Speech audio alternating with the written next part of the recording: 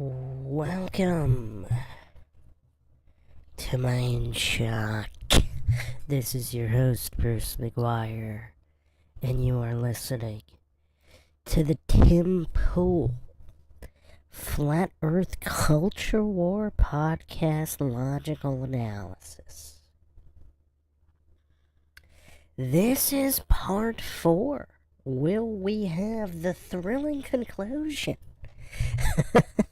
of this madness, this cesspool of gophery? Possibly one of the dumbest individuals to ever participate in any type of debate ever. I mean, this guy really is something. With the laptop with the NASA stickers. I mean, this guy. Someone actually sent me a link to Craig of Fight the Flat Earth. By the way, his meltdown, he's still going on Twitter. He actually just commented on the re-upload of me talking about him pointing out he counted over 500 times he didn't understand what an argument or a logical fallacy was in his meltdown response to my logical analysis with the so-called debate between him and Caleb. And his comment was rent-free. The goof is commenting on the video on my channel while making tons of meltdown videos projecting about how everyone lives in his mind, rent-free. I mean, I don't know if we can call it a mind, but whatever the, I mean, I don't even know if I would call him a functional human. But, whatever passes for a mind in Craig's skull. Oh man, no shortage of Dunning-Kruger groups. But someone sent me a link claiming that Craig actually denied his own position in one so-called debate. Now, if anybody else would have done it, I guess it would be Craig. I haven't had a chance to go over that debate yet, but I'm sure it's hilarious.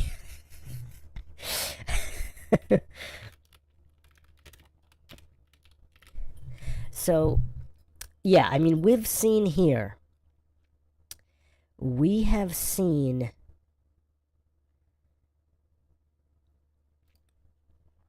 this individual here, this NASA fanboy, this NASA worshiper Scott Ferguson here.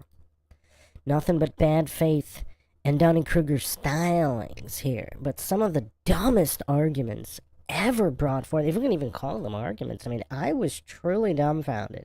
Mind-shocked, if you will, at this Ferguson goof. I mean, he's something special, truly special. Now, obviously, it's a different flavor than Craig's goofery or Sartain's goofery. All these guys vying for Dunning-Kruger championships. I mean, they all have their different flavors of goofery, which is what makes this so hilarious to break down. But I don't know if I've ever seen a goof quite like Ferguson here. I mean, just the combination of bad faith and just bottom of the barrel cognitive function, if we could even call it that. He's a veg. I mean, I don't know what to make of Craig Ferguson. This is the closest video I could find.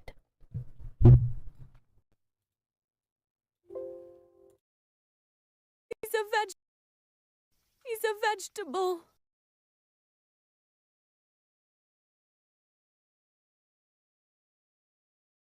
I mean, that's all I got to describe Craig Ferguson, or Scott Ferguson here. Craig Ferguson.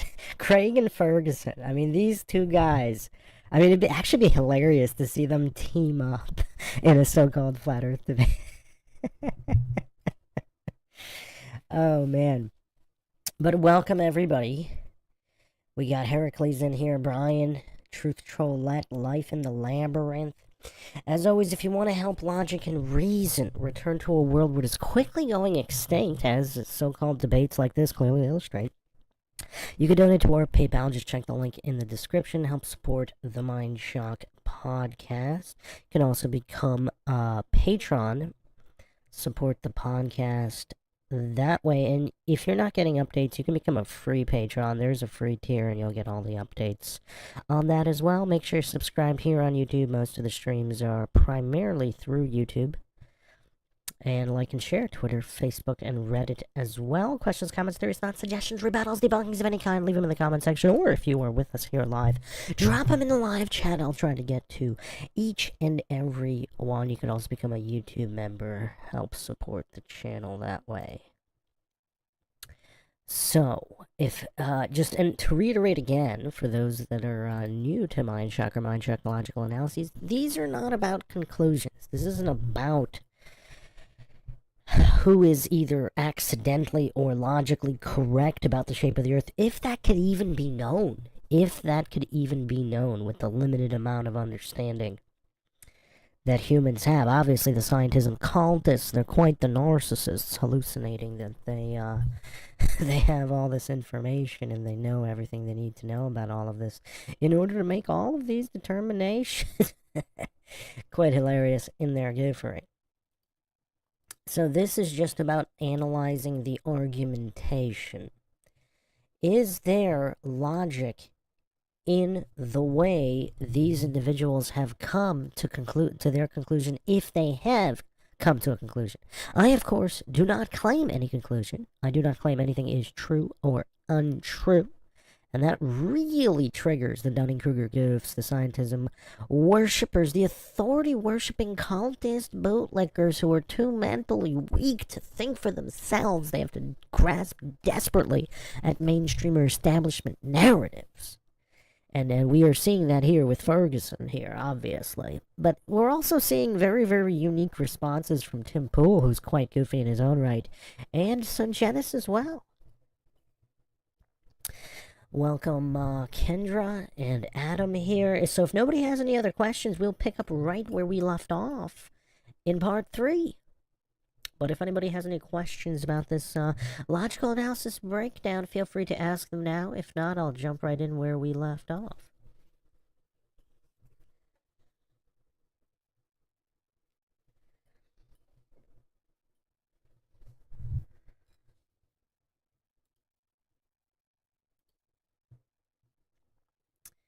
Any questions from anybody?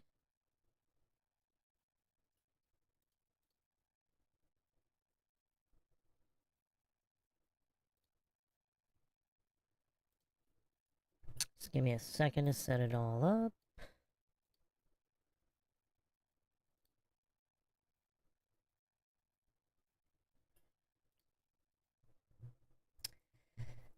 Okay, Ivan Mecton in the chat here.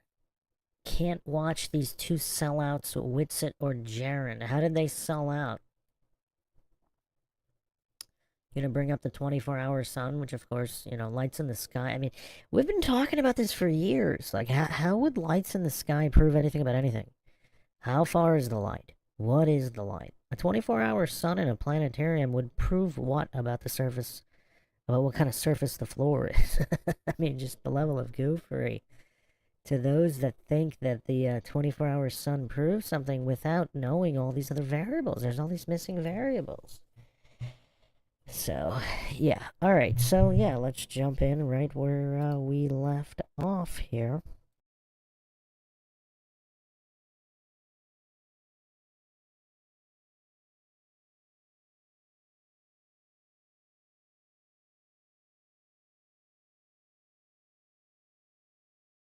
To determine the distance to the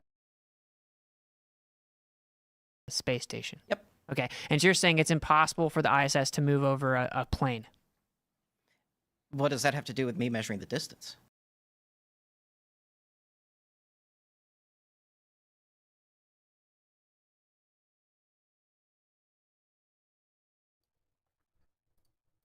Now, this is right where I left off because I couldn't handle his goofery. So, I mean, this fallacy stack is just absolutely astounding. I mean, this goof is so intellectually dishonest and bad faith, he can't even complete a thought exercise a small child can comprehend. I mean, obviously, anything can travel over a flat plane, or, I mean, if we're talking theoretically, right? You don't have to believe it's whatever shape. But theoretically, anybody with the mental capacity, I mean, even a small animal like a dog or a cat, can probably imagine some level of something. But Ferguson, he just can't muster it. I mean, just the combination of bad faith and vegetable status.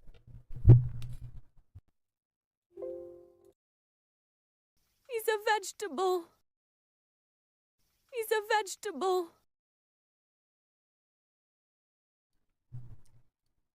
I mean, I gotta hand it to this guy. We've never seen someone quite this goofy. I mean, it's kind of hard to process the fact that he denied the possibility of his own position. Now he's spamming diversion fallacies and non sequiturs when he was asked a very, very specific question just to demonstrate the ability to reason. So if there's no ability to reason, like, what is the point of even talking to him? Unless, of course, for the audience to see all of these psychological issues.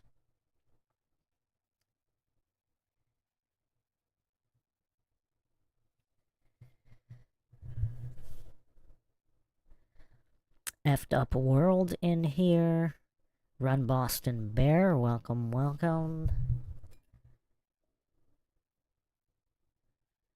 So Ivan Mecton, how is Whitson or Jaren a sellout? You never mentioned.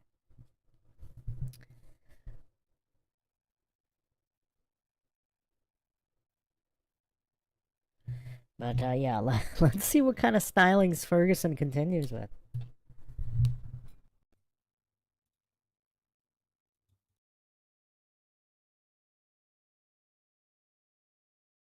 He's a vegetable.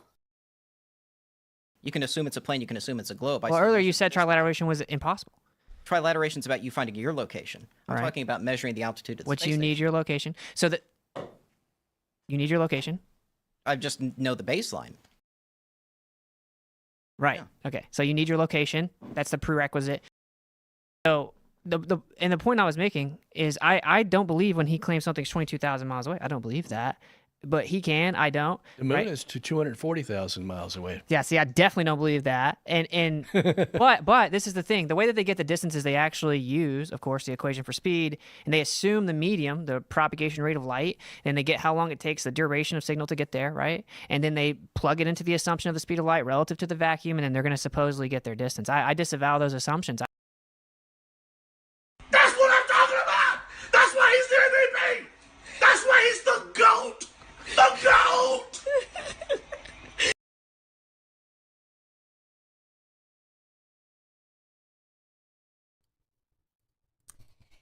I mean, this Ferguson goof, I mean, and again, good on Witsit for pointing out the circular reasoning logical fallacy stack of presuppositions like a house of cards, because all these variables were assumed, and then the scientism cultists hallucinate that all of this house of cards is somehow not a house of cards, and therefore just building on the assumptions and just stacking assumptions and fallacies and then measuring on top of those assumptions and fallacies is somehow valid or scientific in any way.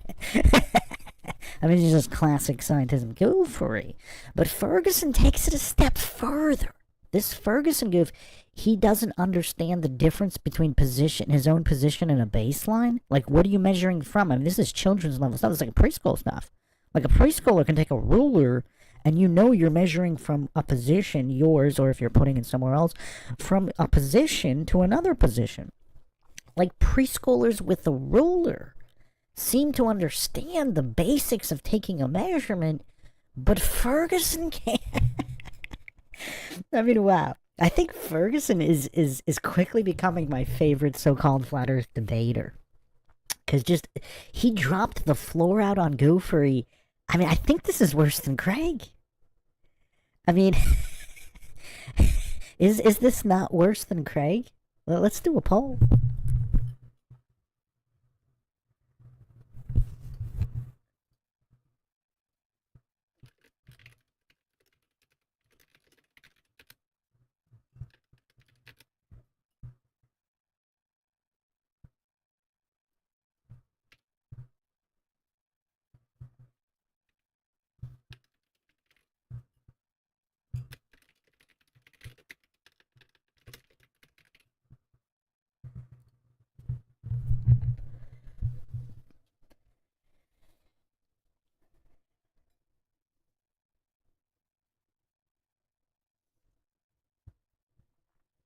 Brian Cash in the chat saying, nobody's worse than Craig except McToon, maybe.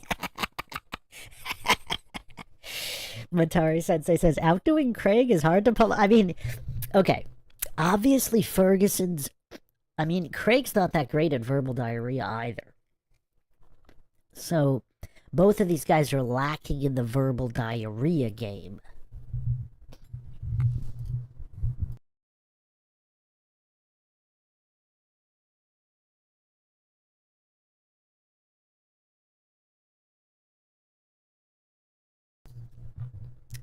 But in terms of dropping the floor out on their own goofery, they're actually both pretty good at that. It's like they get goofier and goofier the longer debate goes on. I mean, that's kind of impressive. I mean, it's almost like getting like increasing the output. Like, I mean, it'd be hard for athletes to just keep up the performance and increase the performance as a sporting contest goes on. I mean, hours in. I mean, they're not going to start running faster. Or like, you know, boxers or MMA fighters, they're not suddenly going to pick up speed and power in the last round. I mean, it's kind of crazy. Like these goofs vying for Dunning-Kruger championships, like Ferguson and Craig here. It is kind of impressive how they can keep dropping the floor out on their own goofery, just when you think the goofery can't get any more extreme, they prove you wrong. Alright, the chat has spoken. 58% say that Ferguson is not goofier than Craig. 33% say yes, 8% too triggered to answer, very understandable. Matari Sensei says, so I'd say he's not as bad because this may be his first time being challenged at this. Yeah, but here's the thing. Even Craig, I don't know this for sure. But it seems like Craig would know that if you have a ruler and you're trying to measure something, you might need to know where you're measuring from to get a measurement. I mean, maybe not. But I mean, the guy did upload a video of him tying his own shoes. So, who knows? I mean, we don't know if he was being instructed off camera or any of that, but still, I mean, to not even be at basic preschool level concepts of anything. I mean, Ferguson said his own position of heliocentrism was not a possibility when Sungenis asked him. I think I'm going to be laughing about that for a really long time. I've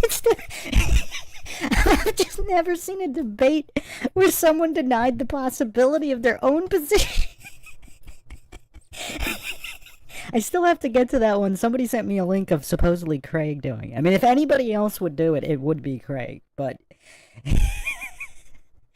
oh man, this is funny. Job Seeker 1 says, do an analysis of the drones next. We actually went over drones a little bit on the last live Q&A, if you haven't checked that one out.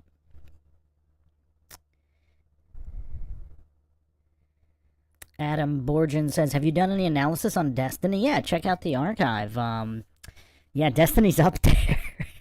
Destiny's the face of mental disability in America. I mean, I did a whole podcast on that, literally titled that. I mean, Destiny's verbal diarrhea game. I mean, Destiny's one of the worst debaters of all time, but just his verbal diarrhea rate is incredible.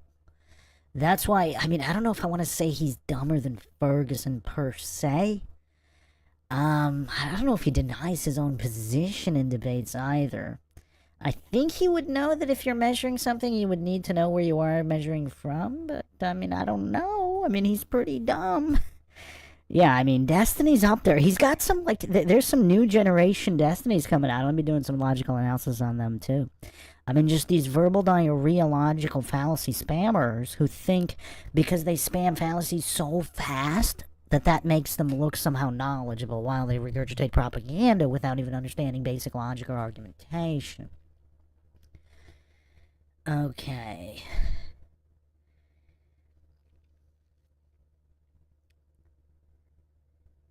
Matari Sensei says, Destiny has destroyed himself many times over. I've actually never seen Destiny even come close to winning a debate. I mean, it's almost like his whole life is a giant humiliation ritual. Everything from his so-called marriage breakdown to just, he just goes on all of these like, why are people platforming a mentally disabled individual? Like, it's so mean. It's like they're cheerleading him, like trying to gaslight him into thinking like he's actually smart or has some kind of points or is good at debating. I mean, he's one of the worst in the history of humanity. And it's so mean to gaslight these mentally disabled individuals. Hold the Line says it's abuse almost. Not almost. I mean, it's literally abuse. Like, why would they do it? Same thing with Craig. Like, all these people, I mean, I guess they just hate Craig that much. They just get a kick out of cheerleading him into humiliating himself in all these debates. It's crazy. It's just, it's really crazy.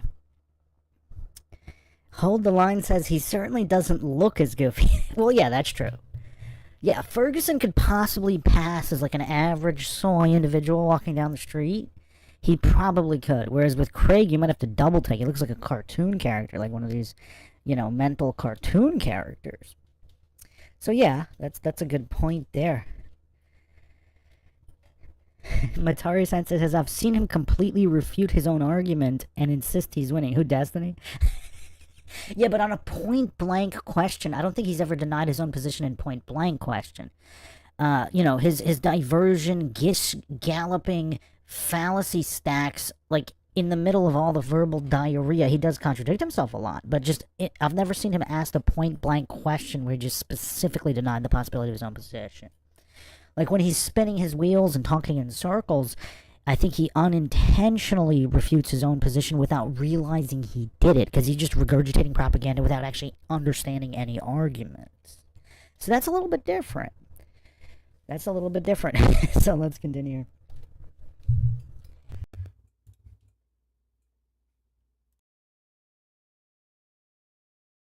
I don't think that's true. Well, you guys are all wrong. The Earth is clearly hollow and flat. It's a donut. Vice is stupid. You know that. We're in a donut magnetic field. I want to answer the firmament thing, though, the idea of putting them inside the firmament. All the early church fathers, even, but like many people throughout all of like biblical history, they said that there were layers to a container. A physical container had layers, and the sun, moon, and stars are inside those layers of the firmament. And in fact, that they're specific to layers, meaning like the sun and moon and the stars are in a separate layer. So that would be how that's explained. It's not explaining it. Why not?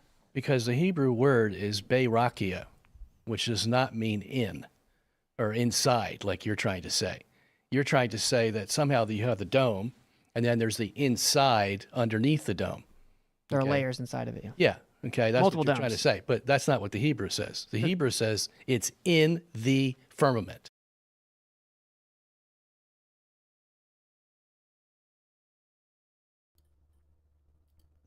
So, again, I mentioned this before. Sungenis seems just very triggered that a young guy is just upstaging him like this. Like, it's almost like he's arguing from ego versus actually paying attention to to Witsit's actual arguments. Or just good faith conversation. I mean, there was a segment of good faith earlier. We went over that in the earlier parts, but for the most part, he's just seemed ego-triggered the whole time, because Witsit's running circles around him logically. And it looks like his ego just can't handle it, so he's trying to nitpick everything Austin says. For example, right here, this non-congruent argument, this would be non-congruent argument, false premise, and red herring logical fallacy stack, because Witsit didn't specifically reference a single point in the Bible. Like, there's many passages that talk about the celestial sphere or spheres, plural. So, and again, you're talking translations, mistranslations, because translated prior to the Hebrew, and then when the Hebrew, the Greek, the English translations, I mean, obviously they might not be perfect. So, again, Sungenis, it's like he can't grasp that. And again, it seems like it's all from... It's just all from ego. And I mean, how do we translate any of this? Because when you're looking at concepts, like, for example, Ezekiel's wheel is very, very curious. The book of Ezekiel, chapters 1, 10, and 11. So he has this vision wheels within wheels, etc. Now, some people believe that this is describing, because this is his vision of the heavens, and it's describing some kind of mechanism. Now, whether it is or isn't exactly the firmament, etc. I mean, what's the point of all this anyway? Because Witsit isn't claiming it's definitely true. He's throwing out ideas, and Sungenis is so triggered, it's like he can't even indulge hypotheticals, because Witsit isn't making the claim that this is true reality. He's simply putting forth concepts for discussions, and Sungenis is so triggered, his ego's got him on such short strings, he can't even have a good faith theoretical conceptual conversation here. And I mean, that's kind of disappointing from a guy who's really a pioneer of geocentrism and exposing the cult of scientism. But again, I mean, check out the psychology podcast I did on blind spots. Everybody's got their blind spots, even really smart people. I mean, I wouldn't call Sungenis stupid in any way. He just seems to be really ego triggered here.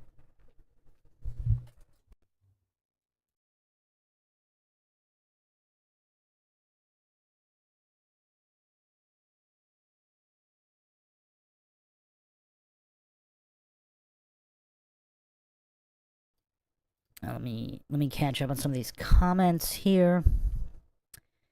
Job Seeker 1 says Craig is proof that Britain used to have asylums. Flatless, thanks for dedication to pumping out the logic-focused content, Bruce. That's what Mindshock's all about. Big Pine Sailing says, this portion is unnecessary, speculative, and semantic. Which portion specifically are you talking about?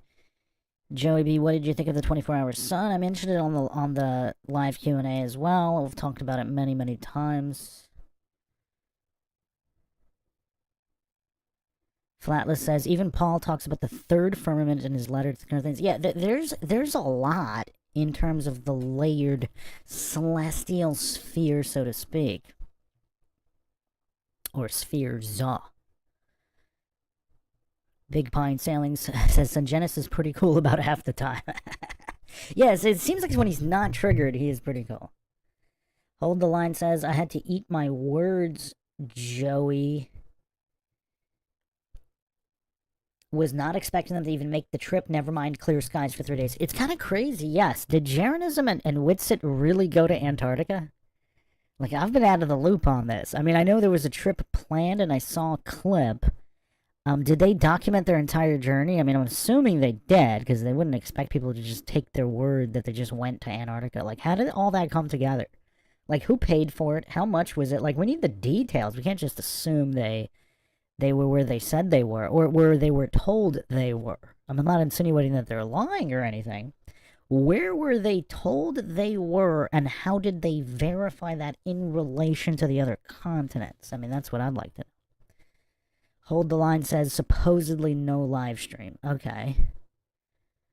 Oh, Big Pine Sailing says, arguing about the layers of the firmament. Yeah, I mean, you could argue anything. I mean, it just, to do it logically with good faith, you would think a geocentrist and a flat earther could do that. But again, Sungenis is just so triggered here.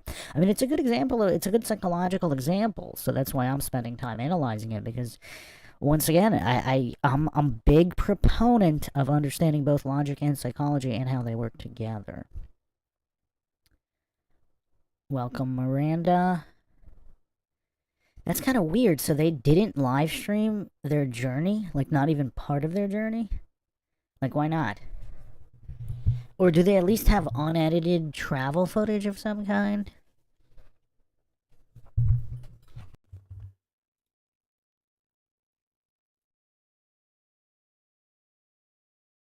Okay, so if the definition of firmament is solid, how are the celestial bodies going to be in the firmament, not underneath?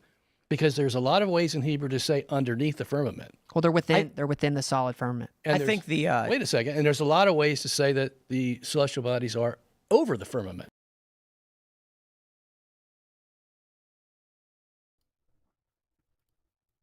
So, Sungenis is about to lose me here. Is he really that clueless? He can't fathom. Let's say okay, what's the best way to describe this?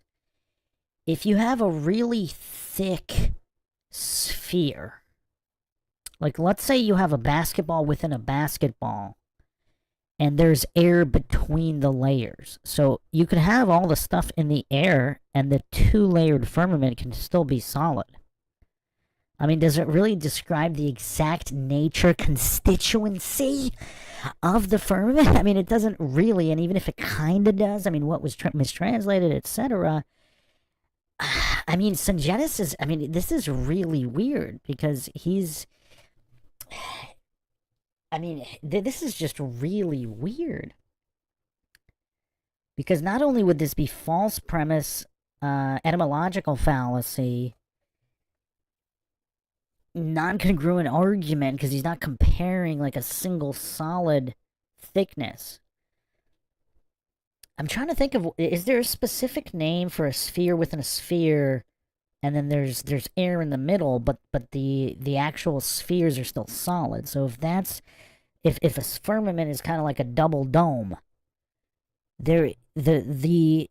each dome is perfectly solid, but there's either air or water in between that could house celestial bodies. This is not a difficult concept.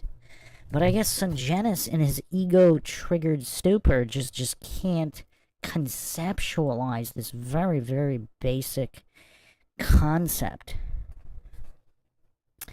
Welcome, Witsit, in the chat here. A lot more traveling you got to do. Witsit says, no internet on flights to stream.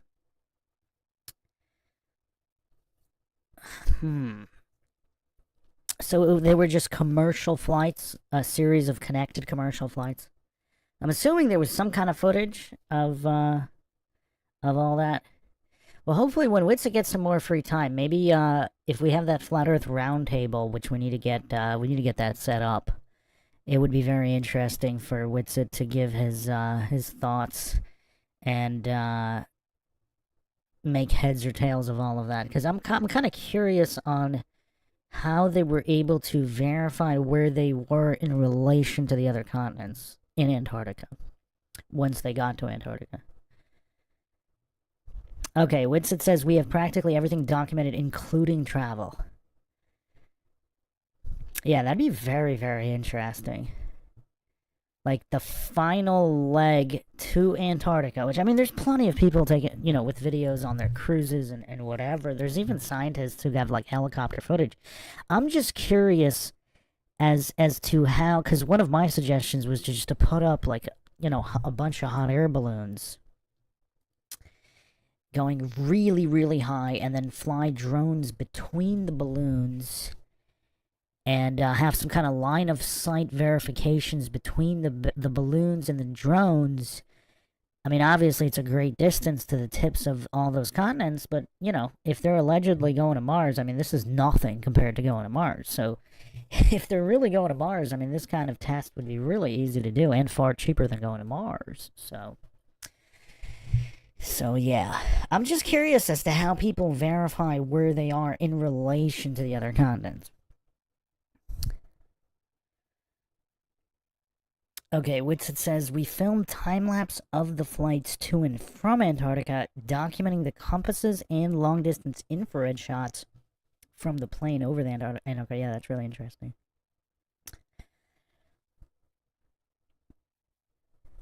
Oh, Hold the Line says, no live of the sun for 24 hours, but I do understand the difficulties required for such... I mean, I'll touch base on it real quick here. If the sun is some kind of hologram or reflected hologram, and if there is some kind of a dome, I mean, and again, like, how do you verify all of the positions between continents? I mean, the scientism cultists, bootlickers, they just assume it is whatever it was said to be. But if you're being scientific, I mean, you actually have to verify those variables.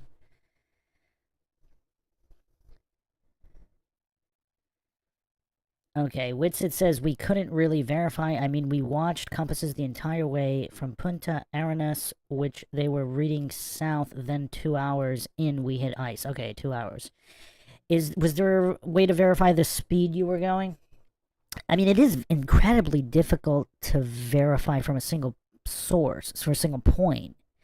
That's why my suggestion was, I mean, it's a very involved experiment. I mean, you would need... I would also want tons of boats for line-of-sight verifications of planes with colored exhaust. That was my original... That's what I came up with. I mean, it would cost probably at least $1 million to do this. Probably a few million, but that's nothing compared to what they're spending. And you would think, you know, definitive verification... You know, NASA, the powers that be, they could easily do this.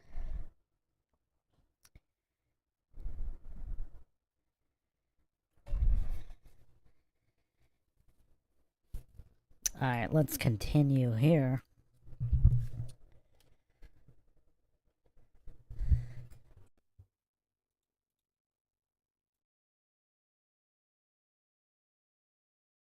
Well, they're not above or In below here. because there's layered. They're within it. The easiest way to Yeah, understand but you can't have that if the firmament's solid. That's what I'm trying to say. But ice and water can go from solid, so maybe it could change. No, no, Well, it's solid is a layers solid. to It's it. not water. I think the easiest way to understand the firmament is for anybody who's ever played World of Warcraft, and you try and go too far south, and your character just keeps walking into what's an There you invisible go. wall. The best the best argument is that the physical entity.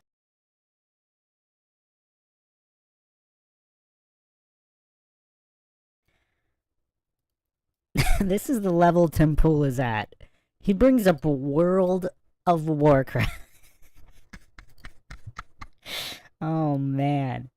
Wow. Wow. That's crazy. Welcome, Sarah. That's really crazy. World of Warcraft. I mean, again, who said the firmament is a single layer? Again, it's weird. Sungenis is getting super triggered. If it is solid, if it's dual or tri or quad layered solid, there's space in between the solid. Nobody's talking about the celestial bodies being inside the solid. I mean, how can he not grasp this? This is weird.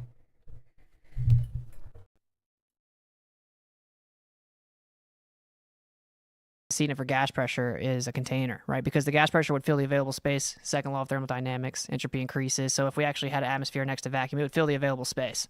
So where people just blindly throw out the word gravity, even though they don't even have a theory that works, and it wouldn't explain it anyway. But if gravity worked, you would have to admit that an atmosphere would be possible, right? No, not next to a vacuum. It violates the second law of thermodynamics. No, it doesn't. It doesn't. Because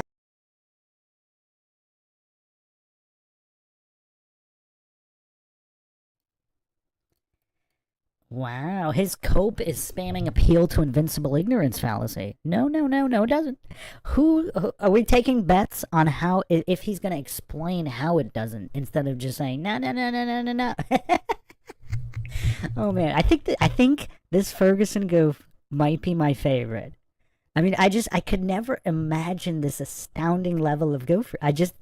If somebody told me, if somebody explained to me that this supposed, I mean, what does he call himself? That he calls himself some kind of educated intellectual, possibly? I mean, this is hilarious.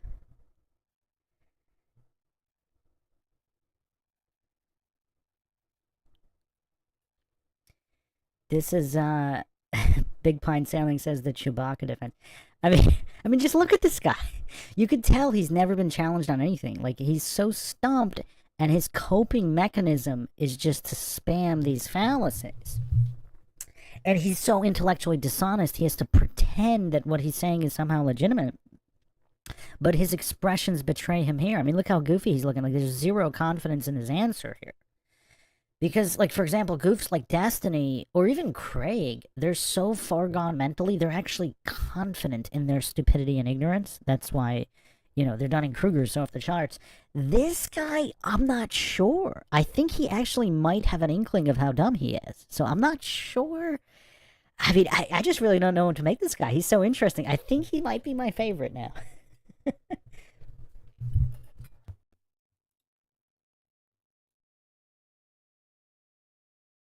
How do we have a pressurized because system? You're right, because they don't the Torr measurement of vacuum in space. They don't know whether it's 10 to the minus 6 or 10 to the minus 17. They have no way to measure it. So if it's 10 to the minus 6, we're safe. The atmosphere is not going to be sucked out. If it was 10 to the minus 17th, yeah. The atmosphere would be sucked out, but that means both your theory and my theory would be wrong. Well, there's wait, something, wait, hold I on, think hold there's on. something contained. Why can't they measure it? Couldn't you? They can't get an exact figure. They know it's between. If we had 10 to the if we minus had 6. consistent access to Mars, could you? If we what? Had consistent access to Mars. Mars, I don't think would have anything to do with it. Well, you're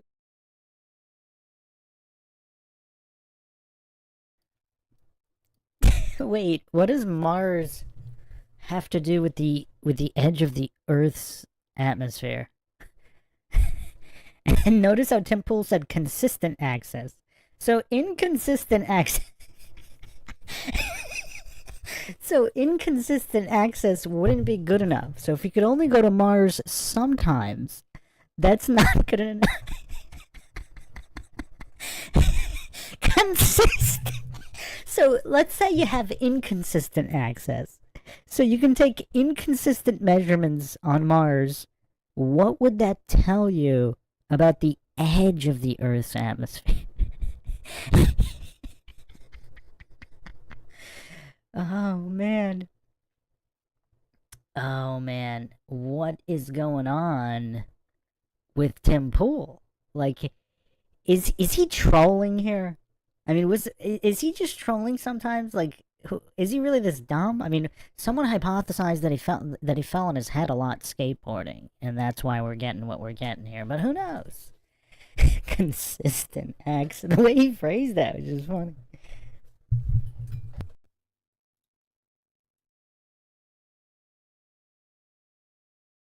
two different gravitational bodies giving Yeah, us but a you're reference. talking about outer space. Right, and What's so the vacuum in outer space? so if Mars can't maintain an atmosphere the size of Earth, Yes, he's saying if you were able to like kind of sit on Mars and make more like calibrated measurements. what's the rate at which the atmosphere dissipates from Mars if it can't maintain, or the Moon or something? Well, it's a lot more because it has less gravity. Right. So then you could measure the baseline by which what is the amount of mass required to sustain an atmosphere. You could then determine if it's not going to hold it because the vacuum is pulling on it. You could maybe, but I'm just telling you what the books say.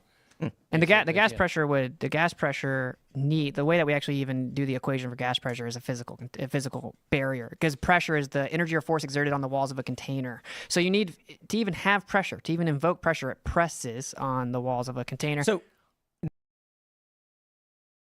That's what I'm talking about! That's why he's the MVP! That's why he's the GOAT! The GOAT!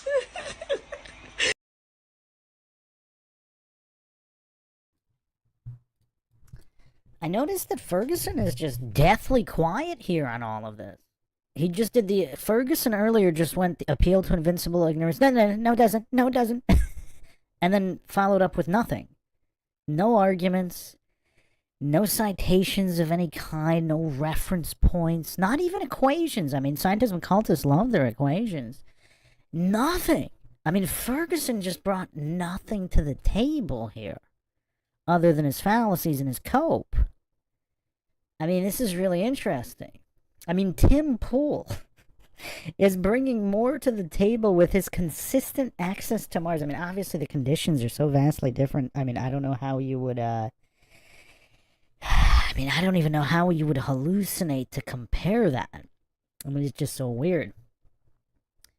I mean, that's just really weird, as if all these, like, does he not understand what the scientific method is? He doesn't understand what variables are? I mean, it's kind of weird.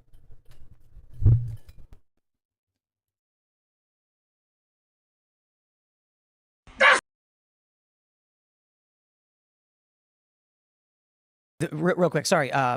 The presumption of why the Earth has an atmosphere is because the gravity is holding this matter to the Earth. Yes. And for Mars, there is not enough. The gravity is weaker, Right. so the atmosphere is much thinner because it can't hold as much. And that's why Saturn and gravity's Jupiter have a much thicker atmosphere Yeah. because more gravity. But gas disperses in all directions on the surface where gravity would be the strongest, right? Like gas goes in all directions. You can't just have a vacuum next to a gas pressure on the surface. Gravity's the strongest here. So that's the modern model just isn't true. It defies physics. And I'm waiting for an answer to that. If gravity is the strongest at the surface, The atmosphere is a gradient, and I've got a simulation that I programmed myself that's on my channel that shows a simulated planet with gravity holding onto an atmosphere. And yeah, it's a gradient.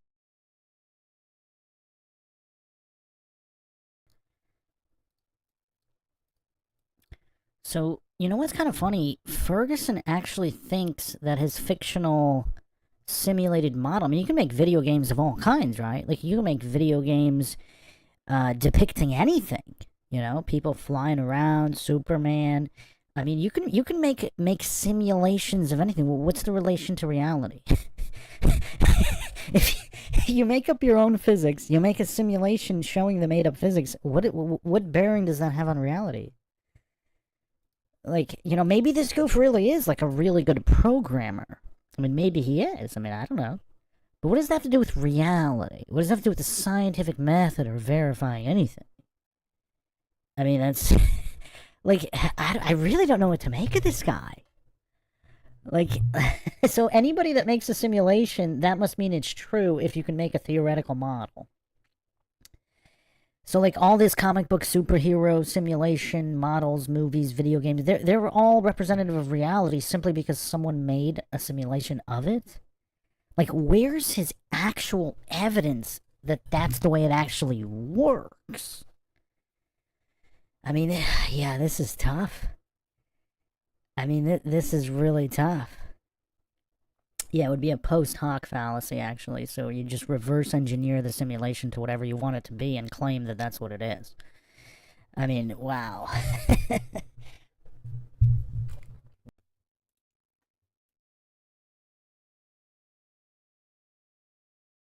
As you go further out, it goes closer. Yeah, air gets thinner. Invoked a simulation. Air gets thinner the higher you go, Even so people then- die on even Mount Everest. then, Yeah, there's you have definitely a gradient. hydrogen that escapes out into outer space because it's just too light Right. for the gravity to Oh, hold on. so gravity picks and chooses between some No, of the it's gas. because the hydrogen is lighter than helium. Why does all the hydrogen not leave?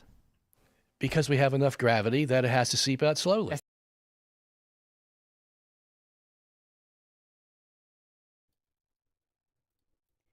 You could tell he just made that up on the spot. Even he doesn't believe it. Look at his face. Look at Sungenis' face here. He just made up that ad hoc. I mean, they're stacking post hoc on top of ad hoc fallacies now. We haven't gone over ad hoc fallacies, but basically, ad hoc would be a fallacy which only in certain situations, like when necessary. Like for this, it literally in Latin means for this. So magically it would behave like this for this purpose, and then magically not at other times.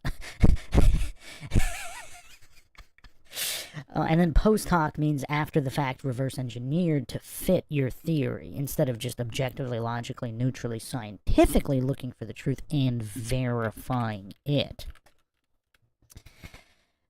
So it's kind of weird.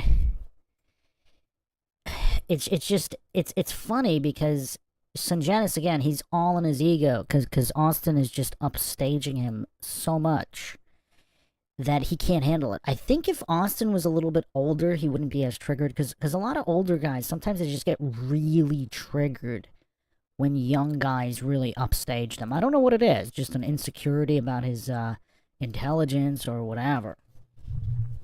But that seems to be Sungenis' main issue here.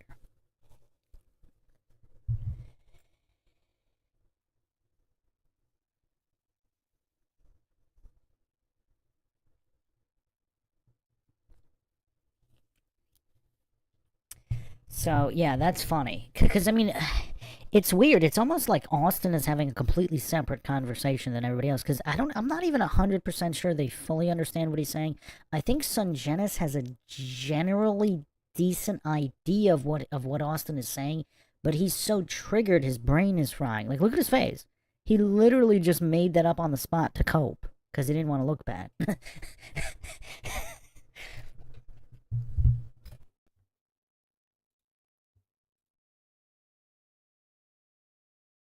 To pick and choose, and in the No, it's not picking and choosing. That's the physics of my it. question really is: we all agree gas disperses in all directions, right? So Like, what? okay, so gravity's not actually pulling the air down as you're claiming to where it keeps it next to a vacuum. It disperses in all directions where gravity is the strongest. Well, what is your explanation for gravity?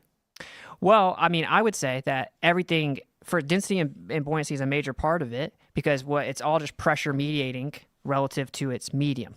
Right, so ping pong, golf ball. But I would say, and this is what I say, I don't speak for anyone else, that everything's electric. And so everything that exists is electrostatic. Literally everything that exists. There's not one exception. Everything's electric. And that's 10 to the 36 power stronger than gravity's even claimed to be on the smallest scale. How does this explain a balloon full of helium rising in the air? Well, that's probably more merely buoyancy. But buoyancy, for instance, when you look at these videos of outer space, they put balloon, they cover it with water. The water it sits around it. Mm-hmm. There's no movement in either direction. Well, buoyancy requires gravity. In quote unquote space. Now, Very okay, good. That's the claim, but I'm trying to explain. Really, what it requires is little g, which is downward acceleration. That's just the effect. We measure how fast things fall. Big G, or the cause of that, is a totally separate thing. I don't deny little g, and I would actually say I know a better cause for it. There's a downward electric current on the Earth. It's based on the electric field has equipotential increase. So every meter you go up, the electric field on Earth increases 100 volts in potential, and that creates a downward electric current. You can actually read Feynman lectures. I think it's 9.1. He explains this. There's horizontal equipotential lines, and it creates a downward current. It's very weak, but it's very. Is that implying that gravity gets weaker at a distance? Well, that's what your model would claim as well. Now, I would actually have to get. Yeah, of course. The further away you get from the center of mass. But, it would be negligible, and I would actually have to know what the electric field is doing over, 50 miles. The most I can independently verify is 30, 35 miles. The mainstream model claims that, around 50, 60 kilometers, the electric field changes. Well, that's convenient, right? Because that's where we can no longer... Yeah, but your electric field is starting out there in space.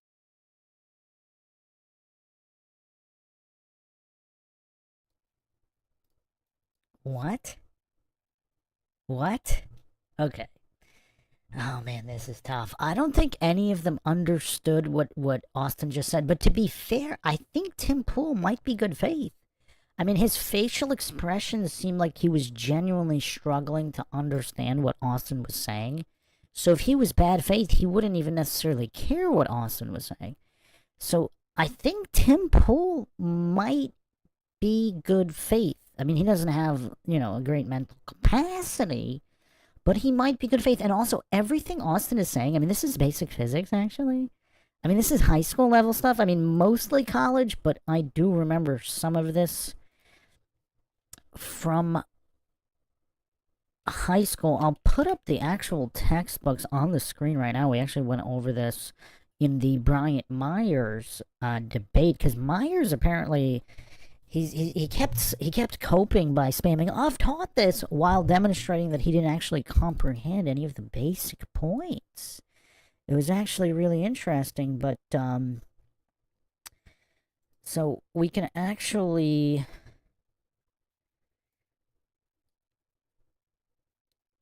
I mean, there's a couple things we need here. So first of all, It's been well known for a while that Big G's not even constant, so that was something Bryant-Myers was spamming. Totally incorrect about that. And then also here, I mean, the electric atmosphere, I mean, you can find all of these graphics in I don't remember which high school textbooks. I'll put the college text on the screen, but I do remember this from high school as well. So,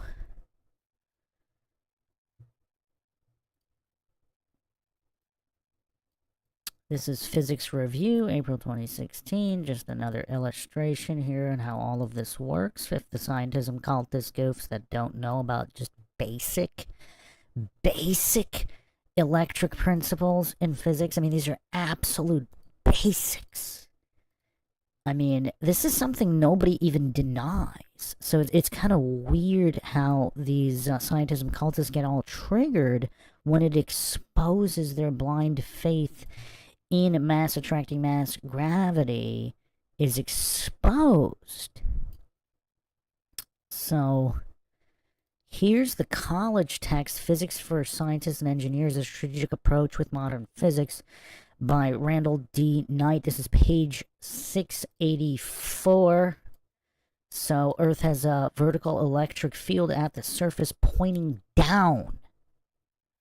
Pointing down. Because again, Bryant-Myers, that goof, he didn't comprehend Like, he thought he was spanning false dichotomy logical fallacies that this force was going down, therefore its mass attracting mass, and electric forces cannot point down. I mean, the goof just, he just couldn't grasp anything. He was also claiming, I don't want to play all the clips from the Myers debate, but he was also claiming that the Earth's surface was neutral, therefore it wouldn't affect anything.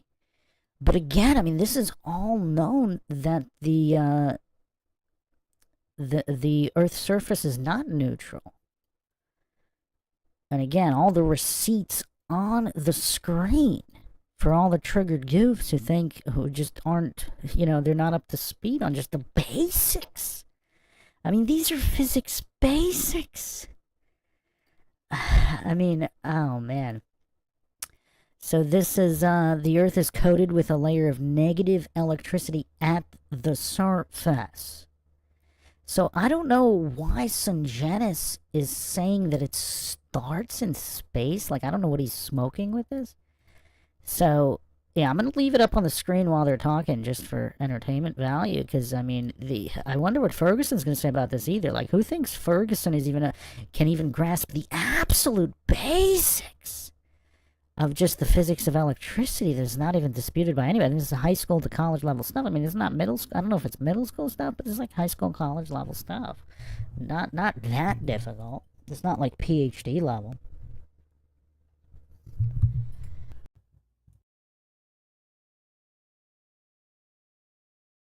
And it's coming down, correct? Well, I do believe Sounds- I believe that that's a major variable, is that there's tons of electromagnetic radiation coming from the sky, basically coming down to the Earth. Even but Tesla said this. that implies to me that it's stronger up there than it is down here. Well, everything goes to seek equilibrium, right? And that's why there's a downward current. You can actually run a generator off Yeah, but of the air. I think we've shown, help me, that gravity gets weaker the higher you go. Well, and if it's just electrics, then why do neutrons not float? Okay, you're saying neutrons don't have any electric properties? Correct. They're neutral. They have a net neutral charge. So they're actually, in your paradigm, I don't even believe in this, but they're comprised of quarks. Well, I don't believe in subatomic pseudoscientific particles. It doesn't matter. You're laughing, but I'm about to show you that you don't understand it. That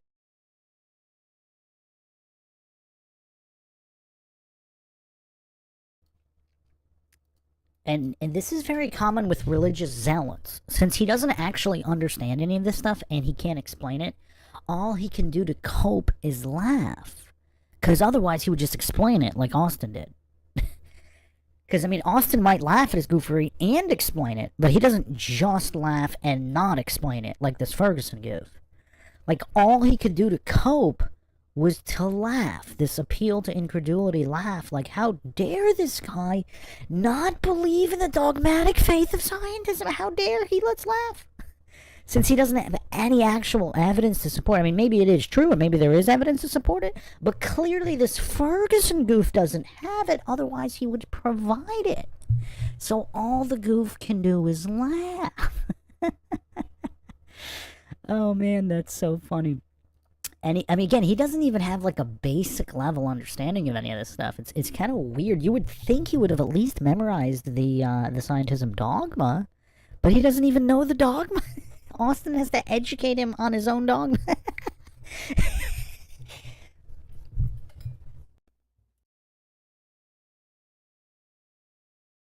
obviously it's made of quarks, and they're made of elementary charges or fractional elementary charges, so they're fundamentally electric. Neutrons are electrically neutral, though, so why do they not float? Are they inherently electric?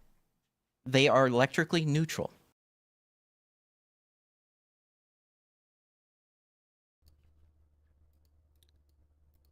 And notice how this bad faith goof can't even answer the question. He just has to repeat his cope. Because he doesn't understand any of this stuff, so he can't say yes or no. He has to just repeat the little he did memorize from the propaganda. But he's so bad faith, he knows he's digging a hole here, and he can't even sum up the intellectual integrity to answer a yes or no question.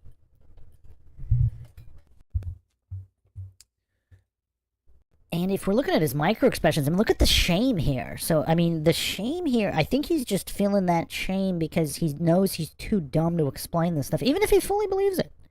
Even if he totally believes the faith in the Church of Scientism and his religious cult, he might be a total believer. But look at the shame in him not being able to explain or defend his position scientifically.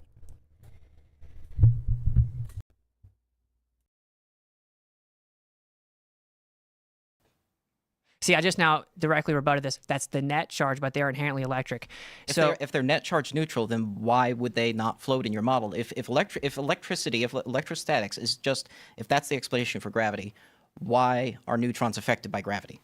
Okay, because this is your model of neutrons and that they're material. All material is electrostatic, and you tried to bring up neutrons, and that's what anyone can ever bring up because they think it has no charge. You're wrong. It actually does have charge. Everything does. Everything's electric. That's the true unified theory. They can't invoke this because it's going to start to have ether and geocentrism pop back in.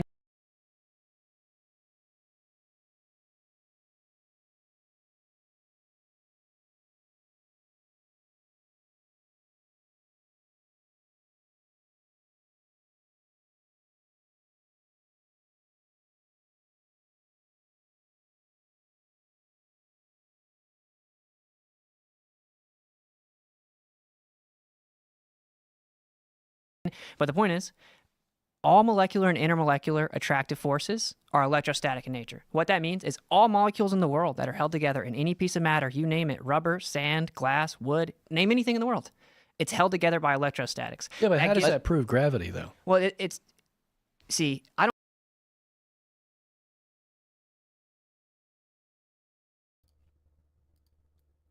That was hilarious. Sungenis is asking how electric charge proves gravity. It doesn't. Who said it does?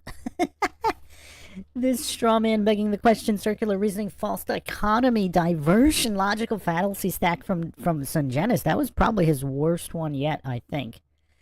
And look how good faith Austin is. Like, Austin is actually in good faith trying to explain and educate this poor goof.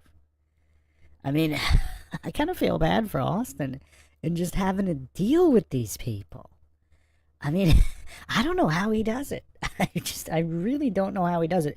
Because this is actually elementary stuff. That electric charge is a fundamental property of all matter. I mean, you can go on live science. You can go anywhere. I mean, this is basics. This is absolute basic physics. And these goofs can't grasp it. I just really feel bad for Austin here.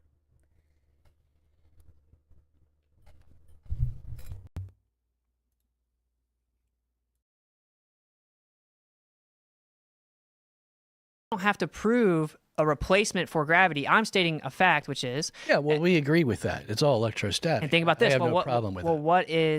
What is weight? It's weight equals mg. Because you're actually asking me to explain what causes weight. When you ask me about gravity, you have a different idea that everyone's antipodal and omnidirectional, and there needs to be a force pulling me on a sphere that's flying around the sun.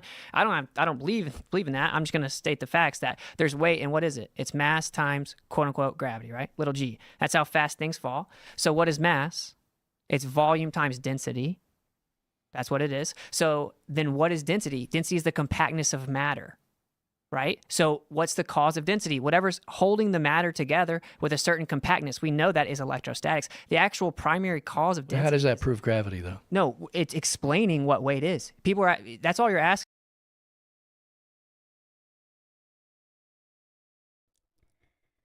Sungenis doubling down with his fallacy stack. Nobody said it proves gravity. What is he talking about?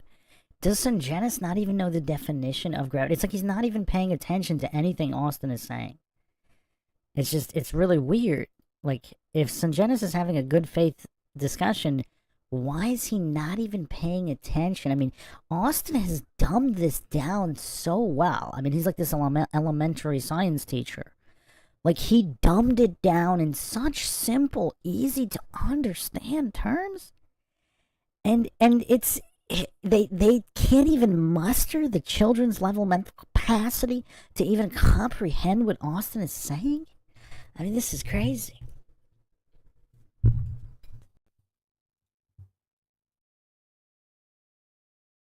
when you ask what is gravity, we were talking about weight. Because now I would actually say, Yeah, I would but actually see, say, you got two balls, A and B. Okay, both are held together electrostatically. We agree with that. Yeah. But why is A attracting B, and why is B attracting A? well, that's a claim, and you would maybe have to invoke Cavendish. Cavendish is the only thing even claimed to supposedly show that. Well, it hasn't been disproven.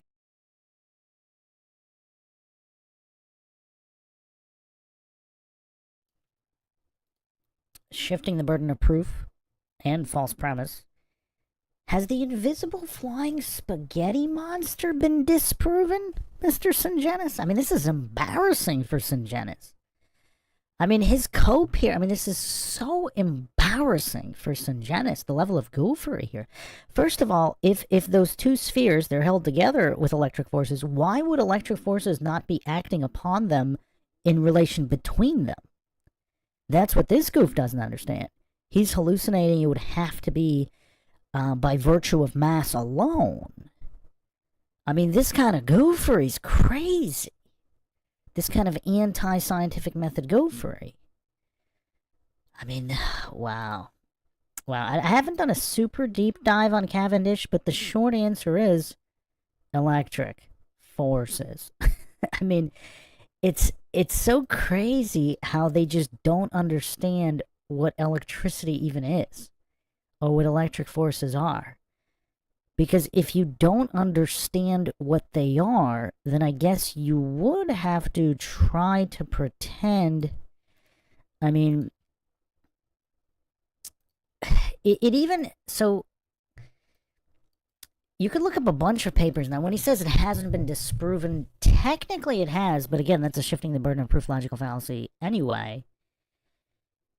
So clearly there are electrostatic forces acting upon these spheres within Cavendish. And I do have a long deep dive. So we did, in the previous episode here on this series, we did Michelson, Morley, and Airy's failure. So we haven't done a super deep dive into Cavendish. But again, he's doing the Cavendish experiment with electric forces. So these variables, you can ignore them and pretend they're not there. But, I mean, it's kind of crazy because this is all relatively basic stuff here. And, of course, I mean, we can bring up... Did I play this? Let me see here. Did I play this in the previous... I'll play this clip again, because Sungenis needs just a quick review here, because the mental capacity just doesn't appear to be there.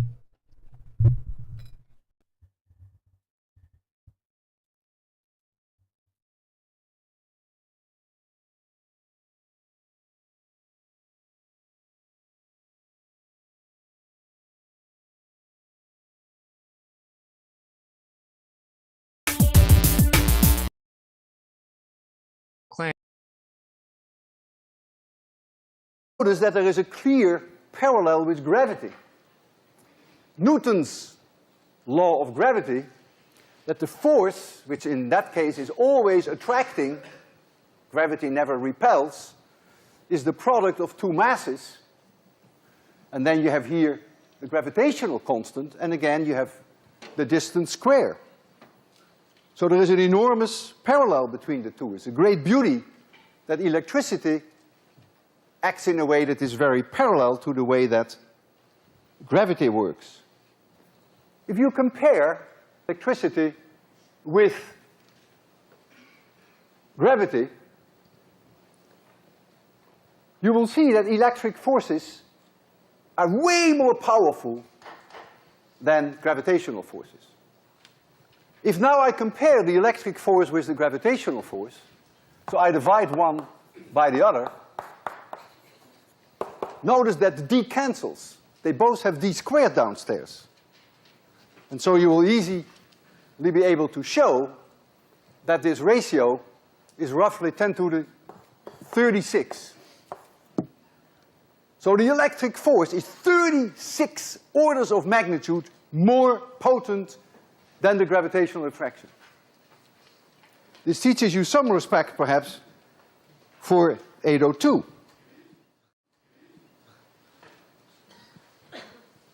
If these were the only forces that acted on the protons, and you bring them in the nucleus, which has a size of only 10 to the minus 12 centimeters, then the acceleration that the proton will experience is the electric force divided by the mass of the proton, F equals ma, basis of 801. And if you take this electric force, when you make d 10 to the minus 12 centimeters, which is 10 to the minus 14 meters, and you calculate this ratio, you will find that it is 26 orders of magnitude higher than the gravitational acceleration on Earth. 26 orders of magnitude higher. So you wonder what the hell holds the nucleus together if there is such a tremendous force on these protons. Well, what is holding them together are the nuclear forces, which we do not fully understand, but thank goodness the nuclear forces are not part of 802, so I'll leave that alone for now. So what holds our world together? Well, on the nuclear scale, 10 to the minus 12 centimeters, very important are the nuclear forces. On an atomic scale, up to thousands of kilometers, it's really electric forces that hold our thousands of kilometers. It's really electric forces that hold. It's really electric forces that hold. It's really electric forces that hold our world together.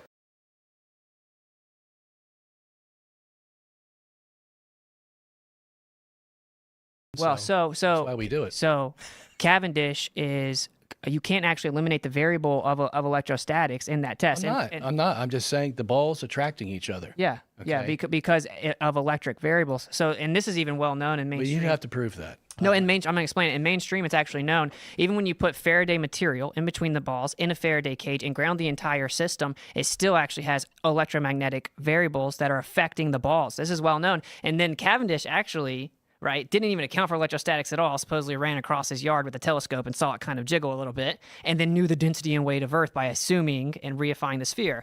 All this comes to is people. That's what I'm talking about! That's why he's the MVP! That's why he's the GOAT! The GOAT! People wanted the Earth to be a sphere. They presupposed it. They built a model around it based on what they saw. Then they wanted the Earth to be a sphere that's moving around the sun, and they built a model around it. If it's true that the satellite can be at a 22,000 miles, I know you don't believe that, but could it take a picture of the Earth and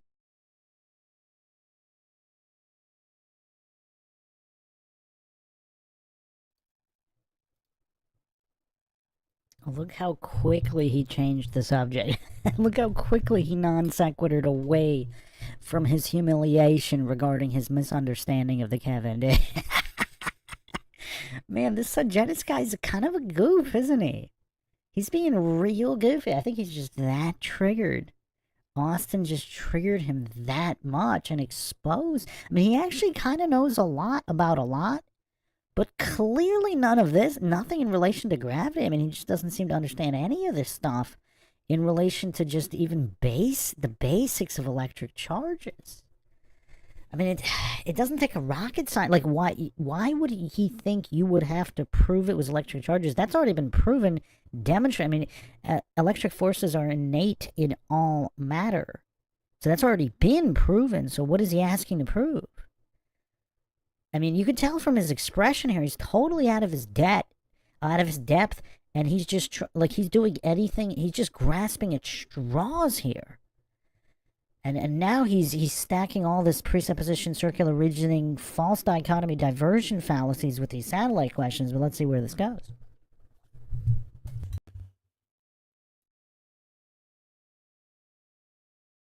show that it was Absolutely. spherical? Yeah, absolutely. But Okay, the Those are fake. 500-mile satellites that most of them are about 500 miles above the Earth. They're going around the Earth at a pretty rapid clip. Yeah. And they're taking pictures of the Earth. Now, what I've heard the flat earthers say is that First of all, there's no satellites, so there's no pictures taken. And then when NASA comes back with the pictures are a little distorted because the satellite, being only 500 miles up, can't take a picture of the whole Earth, obviously. It can only take a picture of a small section, and then it moves on, and it takes a picture of another section, and it moves on, takes a picture of another section, okay? And then it brings all these sections back, and you have to put them all together. And that's hard to do. Why? Because you're making pictures of a circle.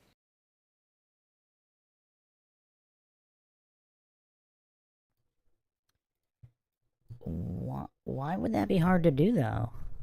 Like, you can do the same thing. Take a camera and bring it really close to, like, a basketball, and you could just line up the lines on the basketball, and you could stitch it together really easily. There's even with, like, an iPhone, you could do these panorama shots, and all of it is stitched together perfectly. Like, why would there be distortion with the Earth? I gotta play this. I have to play this satellite clip here because, oh man, he just stacked so many fallacies again here. But here's, whenever I see satellites, you know, invoked, where are they, and what happened to you would have to prove that? What happened to that, Sungenis?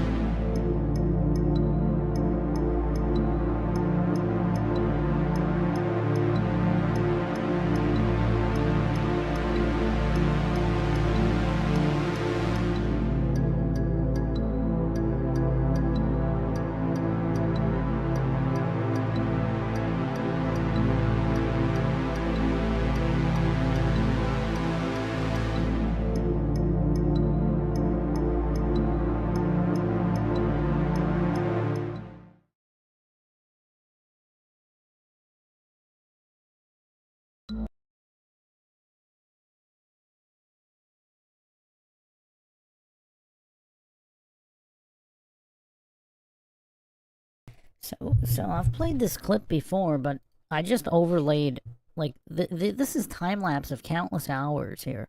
So there's allegedly thousands upon thousands of satellites at drastically different distances and drastically different sizes. Because a lot of the scientists and cultists, they pretend they'd be too small to see.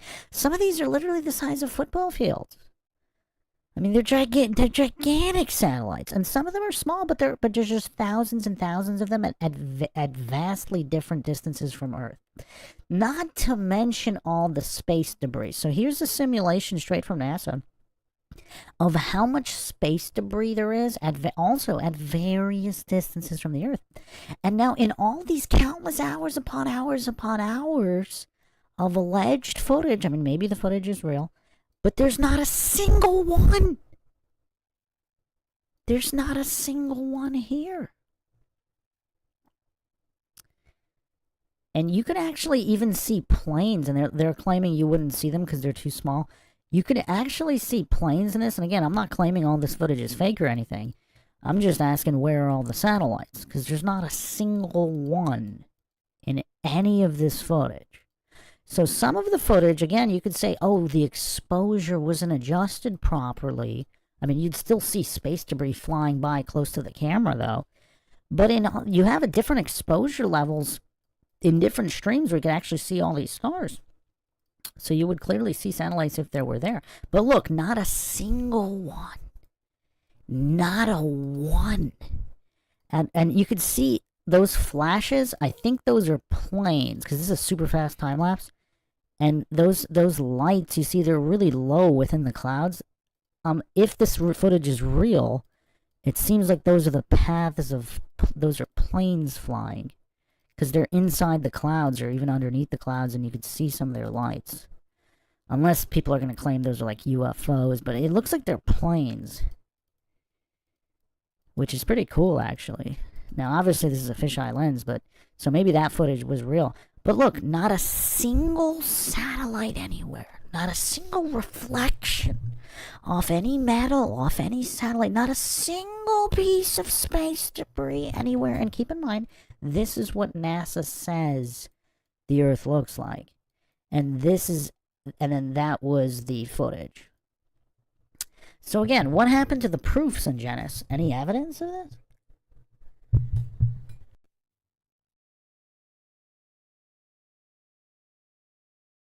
And if you have circles that you're taking pictures of, you're not going to have square pictures. You're going to have peels, like an orange peel. And then you got to put all these peels together.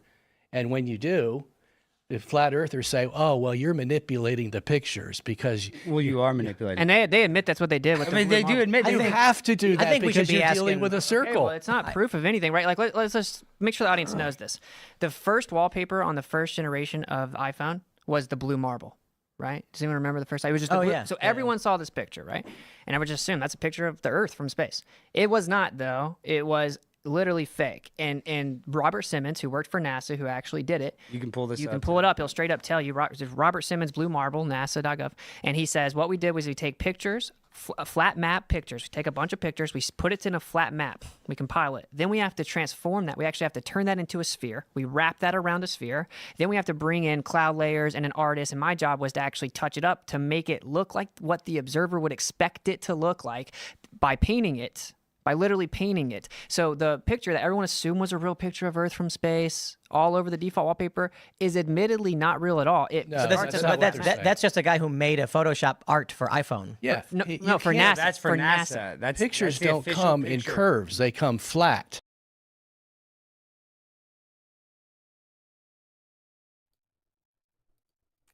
Holy non sequitur. This guy's starting to compete with Ferguson. Holy non sequitur. Whoa. Yeah, everybody knows pictures are flat, but there's a difference between putting like a GoPro right up to a basketball and taking a photo and putting it a little farther away so you can get the whole basketball in the shot. I mean, Sungenis has... I mean, is he really trying to compete with Ferguson for Dunning-Kruger championships here? I mean, that was one of the dumbest things I've ever heard. That was almost as bad as denying the possibility of your own position. So again, he's kind of saying they have to be stitched together, but why? If there are all these probes going into space, to Mars, to whatever, why not just take a real photo when it gets far enough away from Earth?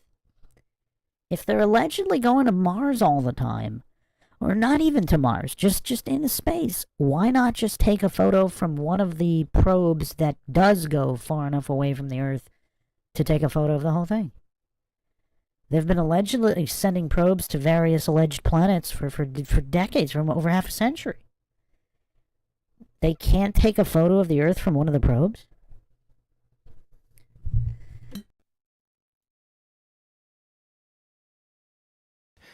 When you take a picture. So you have all these flat pictures, and now you have to assimilate them all to make the true picture.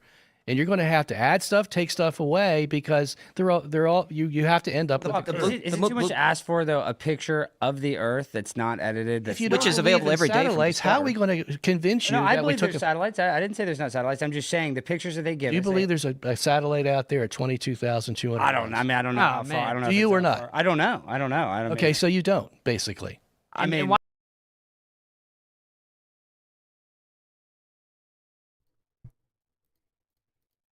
It's really interesting the way Sungenis is framing it. Do you believe instead of is there evidence of? Has it been proven? He's basically appealing to the faith of scientism, which he should know better, shouldn't he? His whole thing on geocentrism versus heliocentrism is about faith and scientism. Like, here's the thing about Sungenis. Shouldn't he know better? I mean, goofs like Ferguson, I mean, they're like, toddlers. They don't know any better. But shouldn't a person like Sungenis, who's actually specifically studied scientism, shouldn't he know better?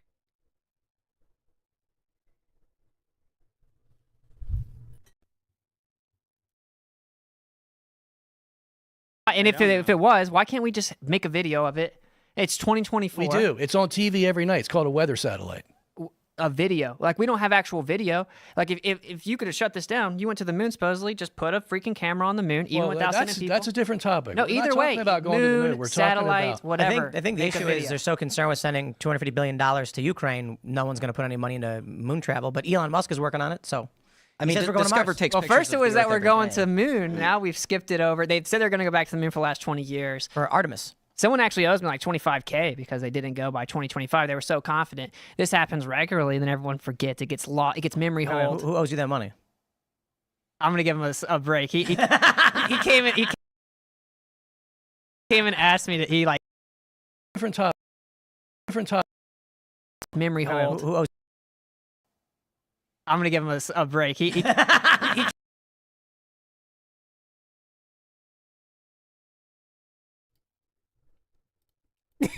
Tim Pool's schoolgirl giggle is hilarious. I've never heard him schoolgirl giggle like this. Do the people that watch Tim Pool, does he usually do this schoolgirl giggle with his hands in his lap?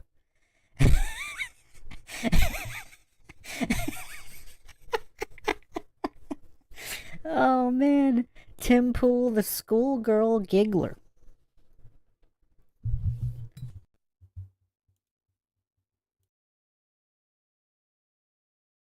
he came and asked me that he like kind of groveled a bit. I'm like, you're a good brother. It's all good. So. Well, because they want to build a space station on the moon so that they can deposit materials, create rockets, and then use the moon as a launching point for Mars.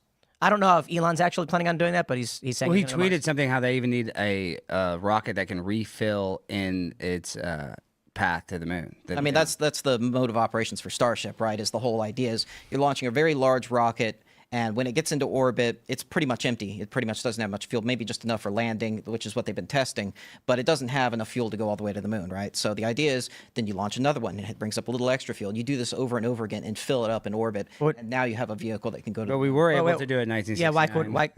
Yeah, why? If that's the case, how come they had enough fuel in 1969? Because in 1969, they weren't reusing the rocket. That was a one-time use deal. He's a vegetable.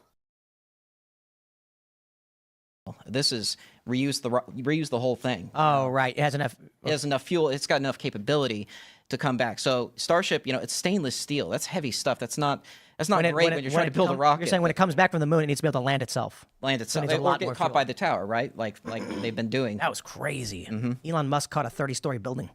Yeah, but that was more of like a magic trick. I mean, I don't know. I think we got questions about politicians, but ain't nobody questioned the integrity of that Eratosthenes. I don't. That is true. What was that Sticks all and about? shadows. Yeah. Well, that works with the localized. I heard he was cheating on his wife. Who knows what's going on? Primary documentation doesn't even exist of that ever happening either. Which Well, the thing is that you can move the light source to the other side, and once you move the light source, you show that the Earth is fixed, and the light source can change its position. So Eratosthenes really didn't prove anything by what he did. You can do it over. I could actually do that experiment on this table and then show you the math of what size sphere this table is. Because you have different angles, you assume spherical trigonometry. Can I ask you a question about the stars, constellations? Yeah. Okay, so in the globe Earth, you have the northern constellations headed by Polaris on the top, the North Star, which is the tail of the Big Dipper, okay? And you got some other constellations, the Bear and Cassiopeia and all that around. And then on the southern, you have, near the South Pole, you have Octans, Mesmos, there's several other constellations Southern there. Cross. Okay? Yep. So if the Earth is flat now, how are you going to incorporate those southern stars that in the globe model take up a whole hemisphere? Okay? How are you going to put them into the flat Earth model that only has a dome, does not have a sphere, it only has a hemisphere? How are you going to fit those stars in there? Yeah, from the south? Well, I mean, they could actually be embedded into the firmament itself. But what I actually think is... What? Yeah, What'd you say? They could actually be inside of layers within the firmament itself. Well, we don't see them.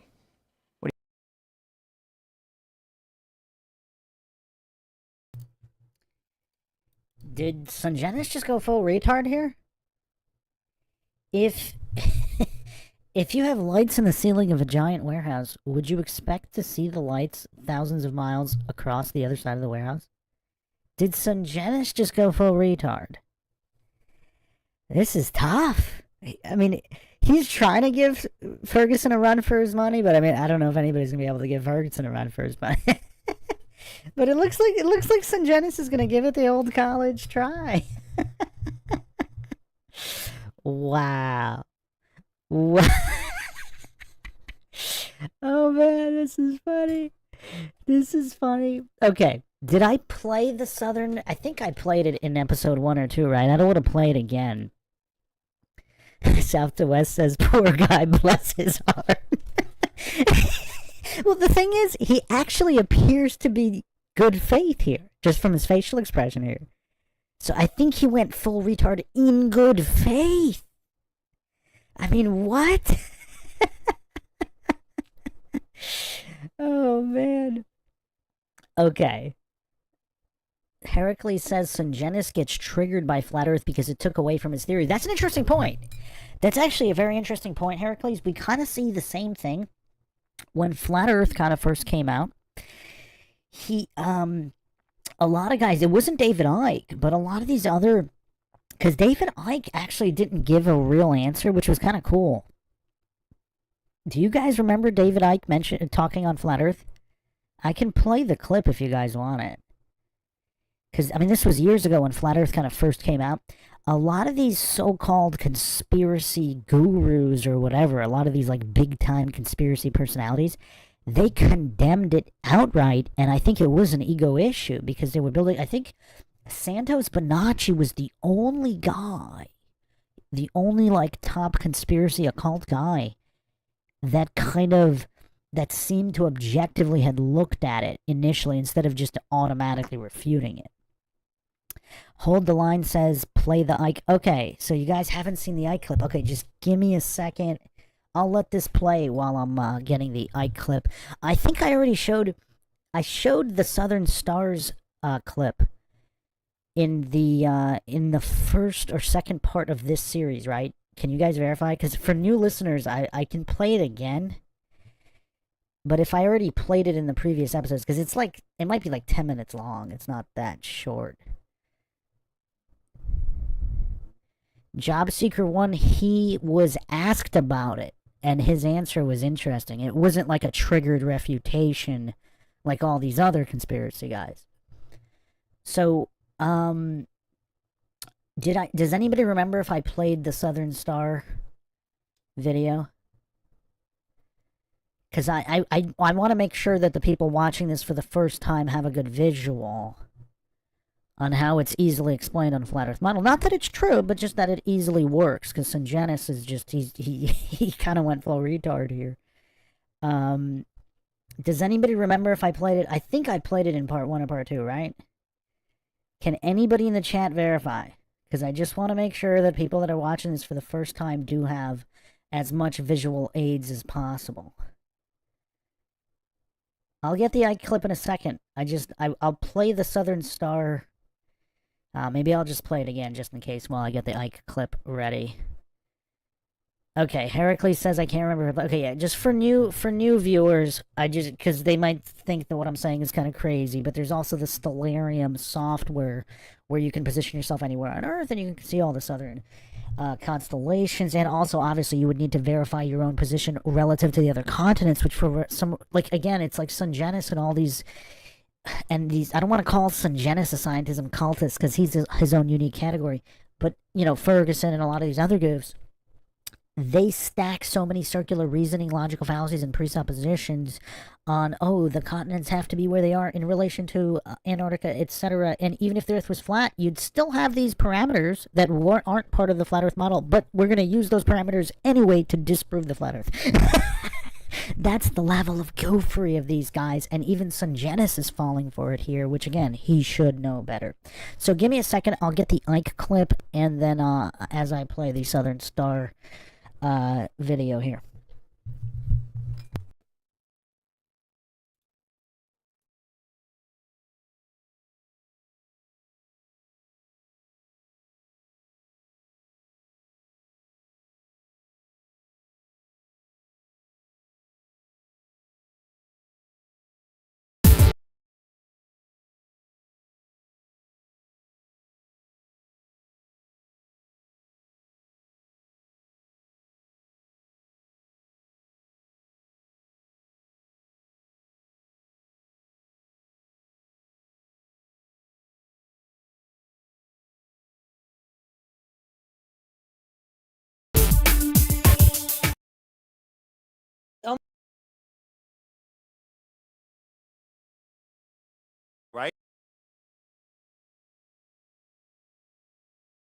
Okay, here we go. Observation of the stars. Next one. You're controlling it, right? Do I just tell you when to go? Okay, so if you're in the northern hemisphere looking at the North Pole, then hang on, all this stuff is covering. I can't even see the text. I think I remember what it says. Anyway, if you're looking at the North Pole in the northern hemisphere, the stars rotate counterclockwise. Go to the next one. If you are in the southern hemisphere looking at the South Pole, the stars rotate clockwise. Next one. This is an excellent example, again, of a false cause logical fallacy, as if there's only a single explanation and it has to be this. I mean, false dichotomy, false cause. I mean, and in a way, you could also claim it is a reductive logical fallacy. As in oversimplification, like this is that simple that this is the only way this could happen and there will never be any other variables. For example, another parallel here is the alleged Coriolis effect. Which way does the water in a toilet bowl go down? Obviously, it depends on the design of the toilet bowl. You could have two different bowl designs and one will go counterclockwise, one will go counterclockwise in your same house, regardless of where on earth you are. So, I mean, this logical fallacy stack, I mean, it is kind of impressive. I can't lie. I am impressed by Professor Dave's cluelessness and his ability to stack so many logical fallacies inside single arguments. I mean, it's impressive. It's impressive. How does this make sense on a flat earth? Sorry, this is a screenshot from one of my videos. So in the video, they're rotating in different directions. Why would two people on a flat pizza land look at the sky and see a sky that is rotating in different ways? Next one. Okay, so this is actually an interesting point. I don't think I've addressed this in previous podcasts. So this is what a lot of so-called heliocentric globe earthers believe is a smoking gun on the rotation, the appearance of clockwise versus counterclockwise rotation, depending on whether you're in the northern or southern hemisphere. Now, just to lay the groundwork for this concept, I don't know, a lot of people have done this, but just the way perspective works regarding things that are spinning around a singular point.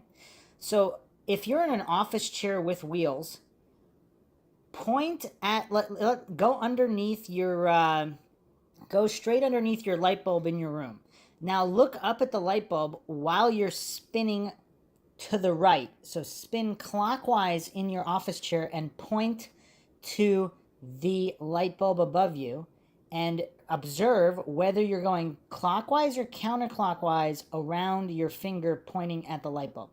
Then look down, point a spot at the floor. You could, if you want to make it easier, you could put an object or whatever, a bottle cap, a small piece of whatever, a quarter on the floor right underneath and between your feet. Point at it while you're spinning in your chair, and you're still spinning to the right clockwise, and see which way it looks, and then compare. So you're spinning in the same direction, but whether you're looking up or down, it appears to be rotating a different direction, one of those two, correct? So it's, again, he's claiming, he's falling for all these logical fallacies, like the reductive fallacy of oversimplification, as if it can only happen one way. So the other thing to note, if for people with more time on their hands, you can go into the program Stellarium and observe this effect of the appearance of rotation. So if, again, I am not claiming this is true, but if we are in a type of planetarium, regardless of the shape of the Earth, the way the stars rotate above, depending on the distances, the axes, the speed of rotation, things would appear to rotate a certain way versus another way, and you can position yourself different spots of the Earth to observe the appearance of the sky. Anyone interested in the way that this could theoretically work? Now, a point against the heliocentric globe model is there wouldn't be star trails around the North Pole. Why would the star trails be perfect circles rotating around the North Pole if the Earth is flying through space and our Milky Way galaxy is flying through space, and then all the other galaxies are magically flying in all these different directions? Again, I'm not saying that's not happening, but you would need a better explanation than billions of years light takes to travel. I mean, that kind of magical explanation, billions of years. I mean, that's kind of used for evolution as well. That's not proof. Saying something, again, the burden of proof is not met there. Saying something's going to take forever, therefore the theory is true. I mean, that's obviously silly nonsense. The theory might be true, but you can't prove it by saying, oh, magically millions of years. I mean, that kind of silly nonsense, that's not scientific. You have to observe and measure, not hallucinate and default to blind faith. Let's continue here. Now this is probably his dumbest argument yet. And furthermore, why can't we all see the same stars? There are stars that you can only see in the towards the northern hemisphere, and stars you can only see in the southern hemisphere. Next one. All right, so that leads me to believe, I mean, is it possible that Professor Dave is just this dumb he hasn't looked at a single flat earth argument? I mean, this is such a common one. I mean, if you're in a giant warehouse and you put up a certain light bulbs and then you go hundreds of miles and put different color light bulbs in different positions, obviously you wouldn't see the light bulb. This is the goofery of some of these clueless heliocentric globe debaters. They're trying to plug in the parameters of distance and everything into the flat earth model, but the flat earth model does not include those parameters. So that's a straw man logical fallacy as well, and also a non sequitur, because I mean, this is just nonsense. In the flat earth model, true or untrue, you wouldn't see the same stars from everywhere in the earth if the stars are relatively close. I mean, again, it's just like the warehouse example. And some people also bring up the angle of the moon. Like if you tape a picture of a smiley face to your ceiling, walk from one end of your living room to the other end of the living room, the smiley face will be upside down. That doesn't mean you're on a globe. I mean, these are very simple children's level experiments you can do to clearly show how goofy Professor Dave's arguments are here. I mean, this is children's level stuff that he doesn't understand. Now, again, is he just mentally disabled, or does he get a kick out of embarrassing himself this severely?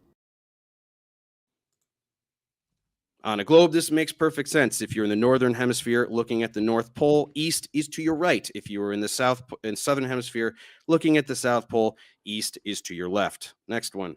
Again, reductive logical fallacy, false dichotomy logical fallacy, straw man logical fallacy, trying to plug in these things to the flat earth model that they do not claim. And the reason we can't see certain stars is because you can't see through the earth. Next one. Ditto for everything I just said before. That's why in the northern hemisphere we can't see the Southern Cross. That's why in the southern hemisphere we can't see Polaris. Next one. Which would work exactly the same way on a flat plane. I mean, it's hard to believe he's this dumb. I mean, he's got to be playing stupid, right? Almost done. Quick one here. So it actually gets a lot worse than that in the southern hemisphere, because you've taken a globe and you've unwrapped it. The southern hemisphere makes absolutely no sense. People in the southern hemisphere who are all looking at the Southern Cross are somehow supposed to be, we're believing that they're all looking in completely different directions and seeing the same object, often at the same time. Next one. Well, he's also presupposing those distances are what they are. Again, that's where there could be some issues with stellarium, because, again, burden of proof. I don't know if the flat earthers are claiming the distances between the continents are the same. I mean, I don't know what they're claiming here, but Professor Dave is straw manning, because look at his whole diagram is a straw man in terms of distances. It might be that because Ash is doing this. Oh, has he done it? Has it worked? Yeah, that's it. I think this is the last one. So again, on a globe, south actually means something. People who are looking south are all looking at the South Pole. They're all looking in the same direction. So that's why they all see the same thing, such as an object like the Southern Cross. All right, can you go I back think to that's the last one. So again, if Professor Dave was interested in good faith logical debate, he would at least examine the argument for the Southern Cross and the theory that if this is some kind of a projection planetarium, what would the actual rotation of the Southern Cross be? Like, what are the axes and distances? Because if you don't have that information, you can't just hallucinate and pretend it's only this point over this point and try to plug in the variables of the heliocentric globe theory, plug it into the flat earth theory, and use that to disprove the flat earth theory. That's the ultimate straw man. And again, the reductive logical fallacy, because he's assuming that there's no other way that you would see that except on a globe model. I mean, again, this kind of silliness is just getting really painful. Let me go through the Just slides. Let me check go if it's the next one. Yeah. Check if it's the last one. And if you can go back to the first one, that would be great. So in your world, we have people standing upside down, and you're assuming hemispheres on a sphere. What do you mean upside down? What do you mean Well- upside down? What Well, does that mean? Compare their. If I'm Wait, standing-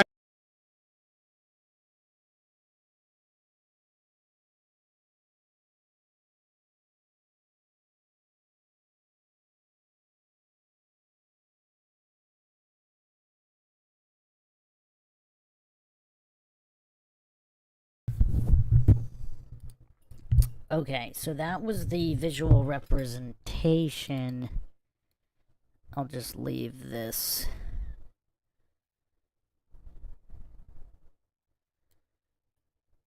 I'll just leave this image here. Okay. So I actually couldn't find the Ike clip I was talking about. Apparently there's two. One of them has been scrubbed from the internet. The very first time someone asked about him in an interview.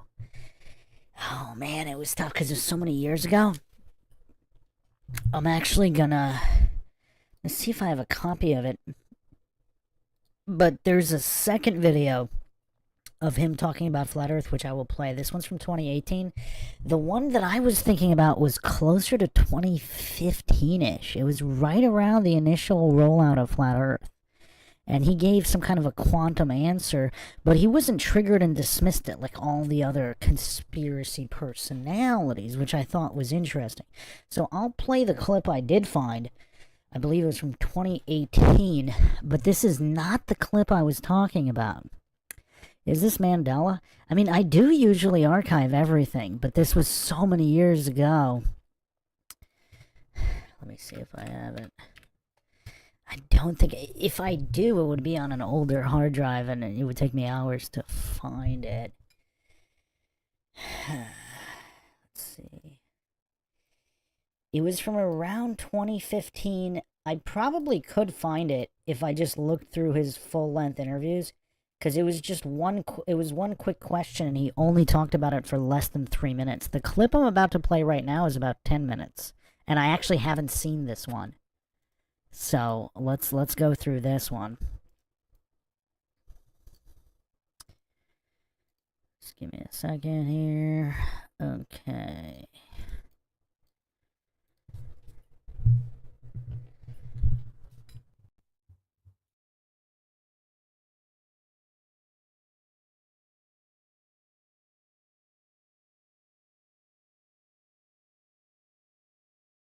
Hello.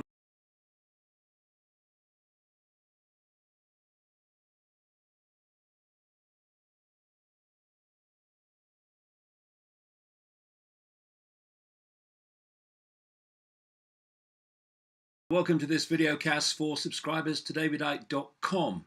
Well, I'm going to take some questions this week, and a lot sent in, and I'm going to start with one from Kevin Black, which asks, is the Earth flat? Well, the reason for asking that question, only he knows, but my reply is, how would we know? How would we know if there really was an Earth? Well, we live on the Earth, don't we? It's all around us, and you see it from space. Yeah, but what are we seeing? See, this is an area of research to understand the human situation that is ignored by almost everybody. You will see the research, I do it myself, and it needs doing, into political manipulation, financial manipulation, manipulation of wars, engineered terrorist attacks, and all that. And that needs to be done. But the bottom line, surely, is to understand the very reality that we're experiencing.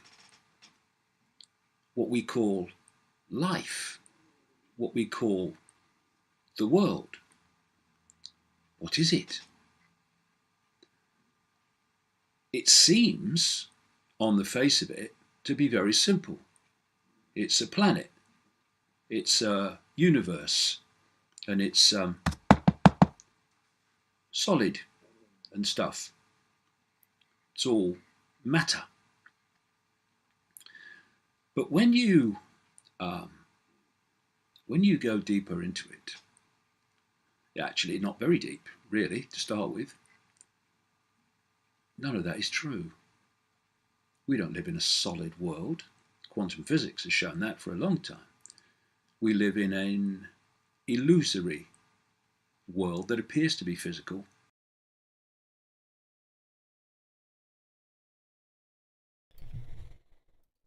So to clarify, actually this does appear to also be from 2015. Looks like it was re-uploaded in 2018. But this, it looks like it was originally uploaded. Give me a second here. It looks like it was 2015. But he was, so perhaps the other clip I saw was after this one then. It was a polished interview. It wasn't like this kind of video cast setup. It was like a super polished, like high budget style interview with David Icke. Possibly even for the BBC, maybe? I'm not sure. Maybe not that. It was it was some kind of like big British media interview. Maybe it wasn't the BBC, but it looked super polished, like it was like a studio setup. Not like a news studio room, but like a private room, but it was like a super high-end setup. I'm trying to remember. It looked like, yeah, they had really expensive chairs, like really glossy lighting, if anybody knows what I'm talking about. Perhaps that interview was after this video. This video looks like it was from 2015. So this might have been the very first time he spoke about it, and then someone asked him a question in an interview, and he answered it a little bit differently than he's answering it here, but let's keep going.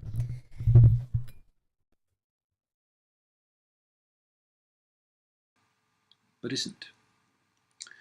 And we are experiencing the vastly advanced version of a video game, a simulation. And when you look at how people play video games, these virtual reality video games, I mean, what is happening? People put goggles on, they put headsets and earphones on, and they, often put gloves on. And what that is doing is simply hijacking, hacking into the way that we are decoding reality all the time. Because what is happening is that waveform information is being turned into electrical information by the five senses and then communicated to the brain. And the brain then decodes that. In fact, the whole genetic structure is involved, but the brain decodes that into the reality we think we're experiencing. This is what's happening. This simulation that I've been talking about for so long in the books is like a Wi-Fi situation. If you are in a place that has Wi-Fi, you can't see it, but it's in the atmosphere all around you, in the unseen. And the computer then decodes that information field into what we see on the screen. You talk about the internet. Well, you say the internet is graphics and pictures and moving pictures and words. Well, yes, but only on the screen. Everywhere else, it's just in the form of encoded information. And so what we're doing through what I call the biological computer is receiving and transmitting information, interacting with this field, what I call the cosmic internet. Think of it like a cosmic Wi-Fi field. And as we do so, we appear to be in a world, but we're actually only decoding it.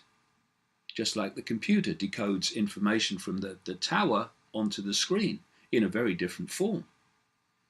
So what video games are doing, virtual reality video games are doing, is hacking into that process.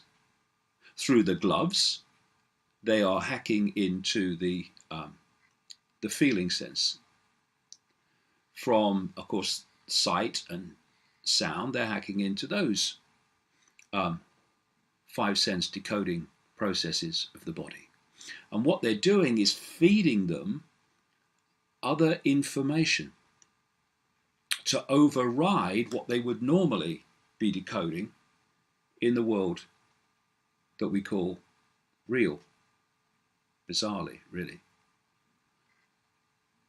And so suddenly, people can be taken, and they're getting more and more sophisticated now.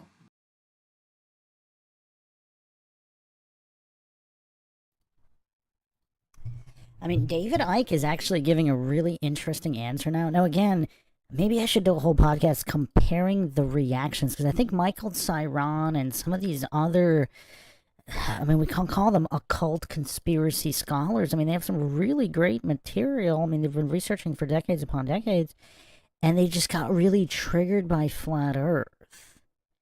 And David Icke didn't. He didn't get triggered and have meltdowns. He actually is attempting to genuinely answer this to the best of his knowledge. Now, it is kind of curious, because if you haven't checked out the Reptilian Conspiracy series, I'm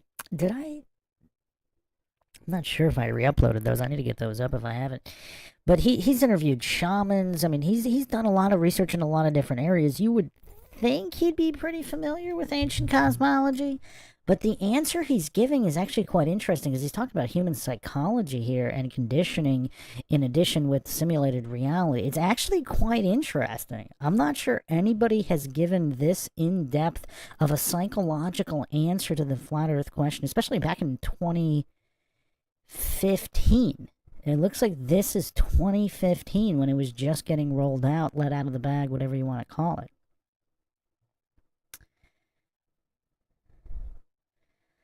Negator in the chat is demonstrating what a false dichotomy and reductive logical fallacy is. False dichotomy is claiming there's only two options, therefore one of them is the truth. A reductive logical fallacy is claiming no other variables can exist or matter, and it has to determine whatever the truth the claim is, because obviously there's many other variables. Okay, so yeah, David Icke, very interesting answer here. He's got a little bit more here.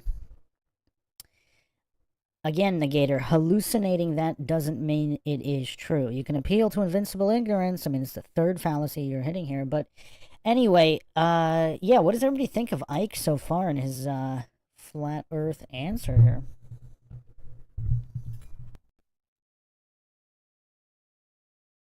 These virtual reality games into a world that is being decoded as if it's real.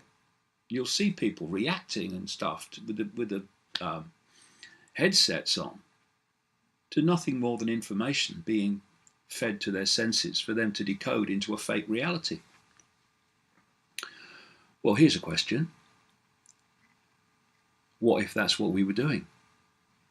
Decoding a fake reality? Which comes back to my question about, is the Earth flat? Is there an Earth? How would we know? How does the computer know what's real on its screen? How do we know? We're experiencing this reality which appears to be so solid but isn't. Well, there's a fake for a start. And we decode into a sense of reality whatever's in the information field, just as the computer does. change the information, you change what's on the screen. And so if we live in the equivalent of a computer simulation, and I strongly suggest we do, and indeed there are science projects, mainstream, well, open-minded mainstream studies around the world now into that question. Is this a simulation? Is this like a video game? As you know, some physicists have pointed out, the physics of our reality is the same basically as the physics of a computer game. And so the evidence is moving towards that all the time. So here's a question. He who controls the simulation controls the information that we're decoding, controls the sense of reality of who we are, where we are, and what the heck's going on. So, press enter. Oh, the Earth is round, mate. Look, I mean, you see it from space. Press enter. Well, look, everyone knows the Earth's flat. Look at it, you can see it from space. It is that simple.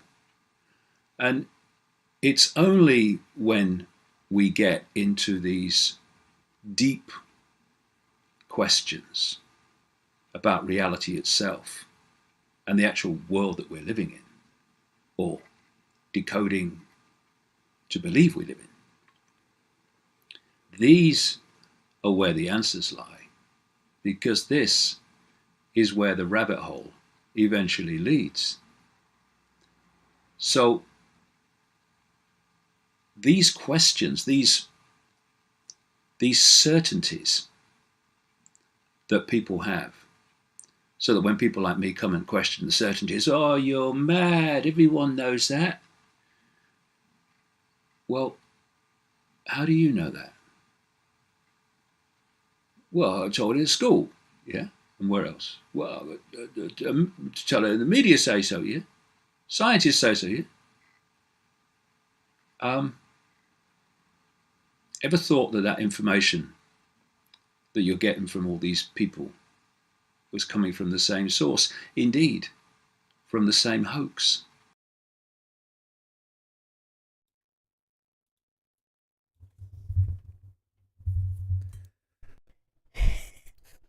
The same hoax? Who here finds this answer from David Icke incredibly interesting? I'm surprised this clip hasn't been more circulated.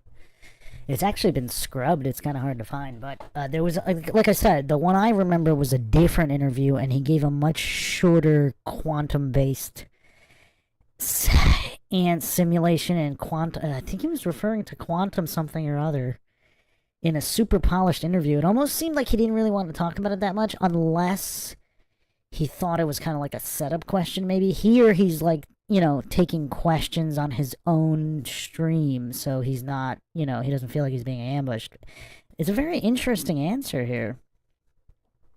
Just the psychology of it. And, again, like, he's answering with no ego, unlike all these other so-called conspiracy personalities.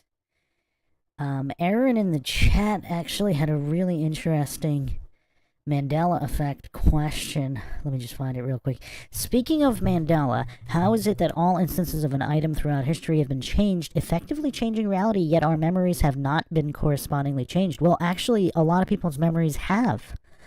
That's the whole thing. Again, I will be dropping the Jumbo Mandela podcast around Christmas, between Christmas and the end of the year. Somewhere there's the goal. Obviously, I'm still playing catch-up with the archive, but different people do remember it differently. So either the memory has been changed, or there's more than one timeline, or, you know, a variety of other possibilities. So it's not that black and white, Aaron, because people do remember things differently. Anyway, let's continue here with Ike, but I'm kind of impressed by his answer. A no ego, relatively sensible answer from Ike, not claiming to know the truth.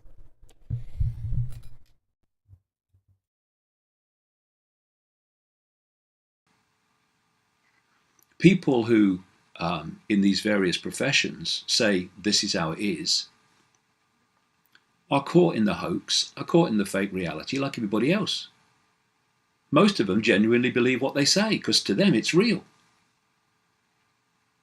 But when you start to look at reality in a deeper way with an open mind,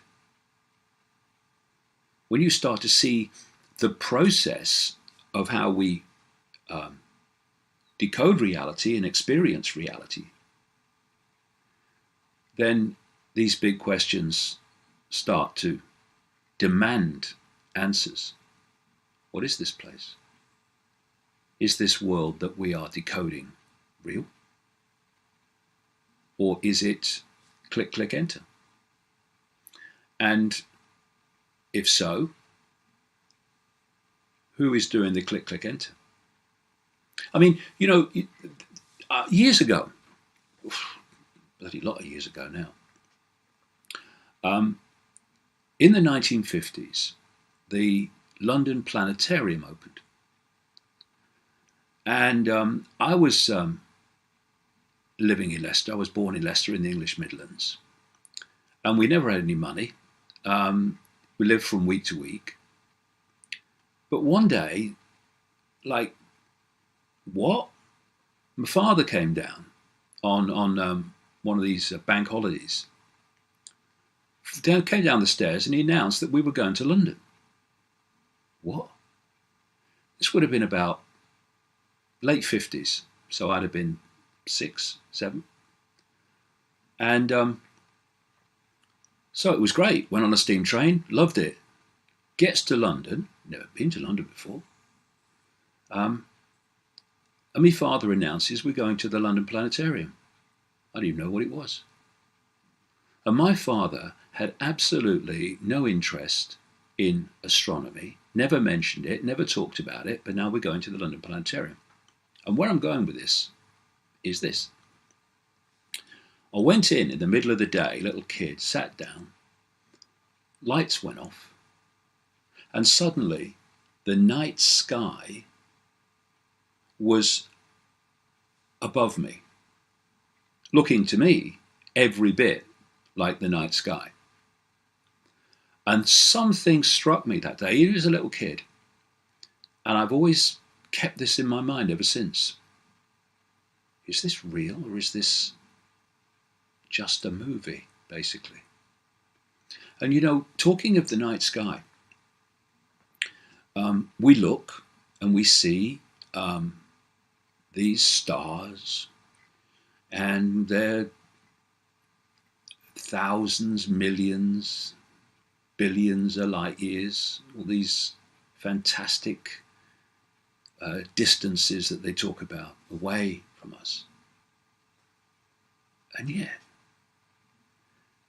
they only exist in the form that we appear to see them when the brain, just a few cubic centimeters of the brain, decode that information into the perceived reality. Because there is no time, and there actually is no space. It's all an illusion.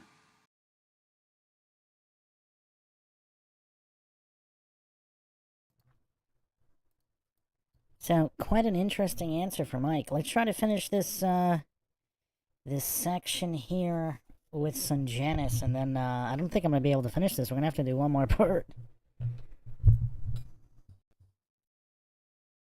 You mean? Oh, you mean from the I north? have to travel. So you're asking why I can't see them here to the bottom to see those stars. Yeah, I mean, this is a So pretty. how could they be embedded in the northern hemisphere? Pretty simple. No, well, I just meant the firmament itself, but I misunderstood your question. It's a pretty simple answer, right? It's like the same reason that street lights look like they're going down.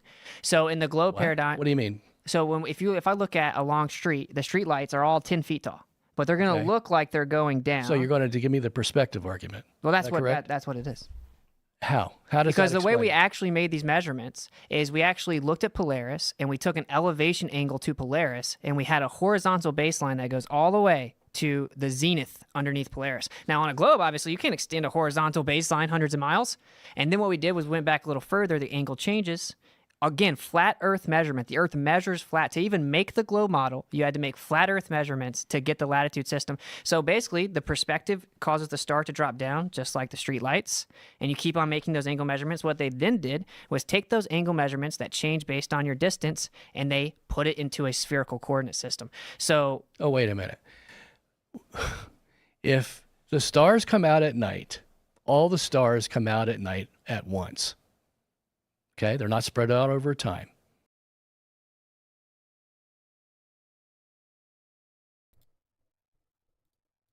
Well, what? I mean, is it possible to go more full retard than full retard? He's never seen a time lapse? Wait, is he... I don't understand what... Does anybody understand what he's saying? Either he's intentionally going non sequitur diversion fallacy, or he doesn't understand that the stars are appearing to move? Like, he's never seen a time lapse? This can't be real. Like, he's never seen a time lapse? He thinks the stars are always everywhere. Like, does anybody understand what he's saying here? Does anybody understand what Sungenis is saying here? I don't know what kind of argument he's making. They all come out at once. What does that mean? What does that mean?